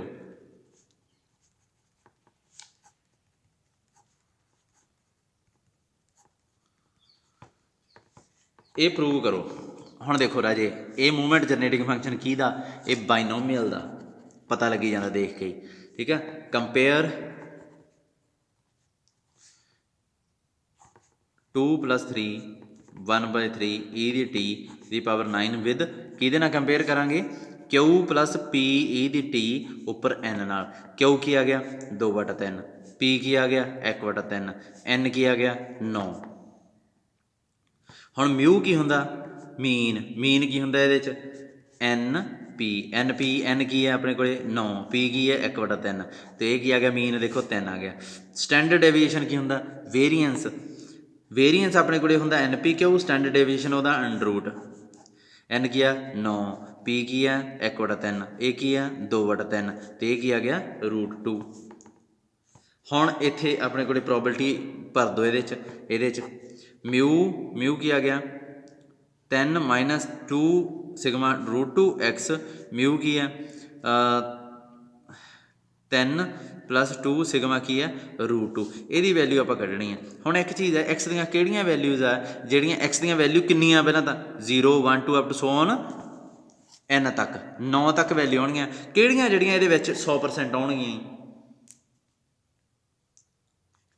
ਪਹਿਲਾਂ ਤਾਂ ਆਪਾਂ ਦੇਖੀਏ ਇੱਥੇ ਵੀ ਇਹ ਨੰਬਰ ਆ ਜਿਹੜਾ ਇਹ 0 ਤੋਂ 9 ਦੇ ਵਿੱਚ ਕਿੱਥੇ ਕਲਾਈ ਕਰਦਾ ਹੋ? ਕੀ ਇਹ 1 ਤੋਂ ਵੱਡਾ ਜਾਂ ਛੋਟਾ? 0 ਤੋਂ ਤਾਂ ਇਹ ਵੱਡਾ ਹੋ ਸਕਦਾ ਮੈਨੂੰ ਲੱਗਦਾ, ਕਿਉਂਕਿ ਇਹ ਨੰਬਰ ਛੋਟਾ ਬਣਦਾ। 0 ਤੋਂ ਤਾਂ ਵੱਡਾ। ਕੀ ਇਹ 0 ਤੋਂ ਵੱਡਾ ਜੇ ਇੱਥੇ ਆ ਜਾਊਗਾ ਹੈ ਨਾ? ਕੀ ਇਹ 1 ਤੋਂ ਛੋਟਾ ਜਾਂ 1 ਤੋਂ ਵੀ ਵੱਡਾ? ਮੰਨ ਲਓ 1 ਇੱਥੇ ਆ, ਠੀਕ ਹੈ, ਕੀ ਆਊਗਾ 3 ਉੱਧਰ ਜਾਏਗਾ -2 √2, ਇੱਧਰ ਕੀ ਆ ਗਿਆ -2, ਸਕੇਅਰਿੰਗ ਕਰੋਗੇ ਇਹ 8 ਹੈ, ਇਹ 4 ਨਹੀਂ, ਇਹ 1 ਤੋਂ ਛੋਟਾ ਨਹੀਂ ਹੈ। ਗੜਬੜ ਤਾਂ ਨਹੀਂ ਹੋ ਗਈ ਕੋਈ? ਜੇ ਮੈਂ -2 ਲਵਾਂ ਉੱਧਰ, ਇਹ ਕੀ ਬਣ ਜਾਊਗਾ 4 ਦੂਣੀ 8, ਇੱਧਰ ਆ ਜਾਊਗਾ 4, ਸੋ ਇਹ 1 ਤੋਂ ਵੀ ਵੱਡਾ ਹੈ। ਪਰ ਕੁਐਸਚਨ ਦੇ ਅਕੋਰਡਿੰਗ ਗੜਬੜ ਹੋ ਰਹੀ ਹੈ। NPQ ਕੀ ਹੈ 2/3। 1 ਮਿੰਟ ਵੇਟ ਕਰੋ, ਮੈਨੂੰ ਥੋੜ੍ਹਾ ਜਿਹਾ ਸੋਚ ਲੈਣ ਦਿਓ। 1/3 ਹੈ ਨਾ, 2/3 ਤੇ 1/3, ਹਾਂ। NPQ ਹੈ ਜਿਹੜਾ ਉਹ ਆਪਣਾ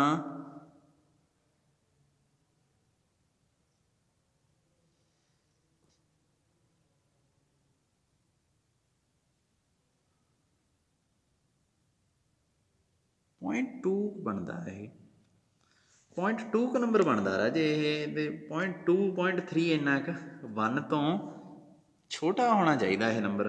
ਪ੍ਰੋਬਲਮ ਕੀ ਆ ਰਹੀ ਆ?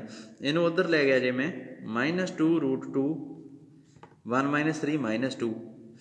ਅੱਛਾ, ਆਈ ਥਿੰਕ ਸਕੇਅਰਿੰਗ ਨਹੀਂ ਕਰ ਸਕਦੇ। ਮੈਂ ਕੀ ਕਰੀ ਜਾਂਦਾ?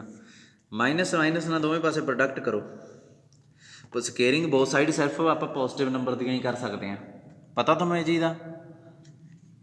ਹੁਣ ਕਰੋ ਇਹਦੀ ਸਕੇਅਰਿੰਗ। ਇਹ 8 ਆ 4 ਆ, ਠੀਕ ਆ। ਸੋ 1 ਤੋਂ ਇਹ ਛੋਟਾ, ਮਤਲਬ ਇਹ ਨੰਬਰ ਇੱਥੇ ਕਿ ਪਿਆ ਹੋਊਗਾ, ਸਟਾਰ ਪਾ ਲੈਂਦੇ ਆਪਾਂ। ਅਤੇ ਇਹ ਨੰਬਰ ਦੇਖਦੇ ਹਾਂ ਆਪਾਂ ਕਿਹਦੇ 'ਤੇ ਆ ਜਾਊਗਾ। 3 ਤੇ 2 5 ਹੁੰਦਾ ਨਾ, ਇਹ ਨੰਬਰ 5 ਤੋਂ ਵੱਡਾ ਆਊਗਾ। ਮਤਲਬ 3 ਤੇ 2 5 ਹੈ, 5 ਤੋਂ ਵੱਡਾ ਆਊਗਾ। ਦੇਖਦੇ ਹਾਂ, ਚੈੱਕ ਕਰਦੇ ਹਾਂ, ਕਿਉਂਕਿ ਨਾਲ ਇਹ 1 ਦੀ ਬਜਾਏ 1 ਤੋਂ ਵੱਡਾ ਨੰਬਰ ਲੱਗਿਆ ਹੋਇਆ ਨਾ 3 ਦੇ ਨਾਲ। ਅਤੇ ਇਹ ਹੈਗਾ 2 2√2 4 ਸਕੇਅਰਿੰਗ ਕਰੋਗੇ 8 ਟਰੂ ਹੋ ਗਿਆ। ਹਾਂ 5 5 ਇਹਦਾ ਮਤਲਬ 5 ਦੂਸਰਾ ਜੇ 5 ਇੱਥੇ ਆ ਤਾਂ ਦੂਸਰਾ ਸਟਾਰ ਜਿਹੜਾ ਦੂਸਰਾ ਸਟਾਰ ਆ ਇੱਥੇ ਹੋਊਗਾ। ਜਾਣੀ ਕਿ ਆਪਣੇ ਕੋਲੇ ਪ੍ਰੋਬਿਲਟੀ ਕਿਹਦੀ ਆ ਜੂਗੀ x 1 ਦੀ ਆ ਜੂਗੀ 2 ਦੀ ਆ ਜੂਗੀ 3 ਦੀ ਆ ਜੂਗੀ 4 ਦੀ ਆ ਜੂਗੀ 5 ਦੀ ਆ ਜੂਗੀ ਬਸ। ਤੇ ਇਹਨੂੰ ਤਾਂ ਆਪਾਂ ਐਂ ਲਿਖ ਸਕਦੇ ਹਾਂ ਸਮੇਸ਼ਨ x 1 ਤੋਂ 5 ਤੇ ਇੱਥੇ ਪ੍ਰੋਬਿਲਟੀ ਫੰਕਸ਼ਨ ਕੀ ਆ n ਕੀ ਆ 9 c x p ਕੀ ਆ p ਦੀ ਪਾਵਰ x ਉਹ p ਕੀ ਆ 1/3 ਤੇ q ਕੀ ਆ 2/3 ਦੀ n ਮਾਈਨਸ x ਤੇ ਇਹ ਤਾਂ ਇੱਦਾਂ ਲਿਖ ਸਕਦੇ ਹਾਂ। ਸੋ ਪ੍ਰੂਵ ਹੋ ਗਿਆ। ਤਾਂ 18ਵਾਂ ਕੁਐਸਚਨ ਵੀ ਹੋ ਗਿਆ। ਹੁਣ ਕੱਲ੍ਹ ਨੂੰ ਇਹ ਬਾਈਨੋਮੀਅਲ ਪੂਰੀ ਕਰ ਦੇਣੀ ਆ। ਉਸ ਤੋਂ ਬਾਅਦ ਜਿਓਮੈਟ੍ਰਿਕ ਡਿਸਟਰੀਬਿਊਸ਼ਨ 'ਤੇ ਚੱਲਾਂਗੇ, ਫਿਰ ਪੋਇਜ਼ਨ 'ਤੇ ਚੱਲਾਂਗੇ।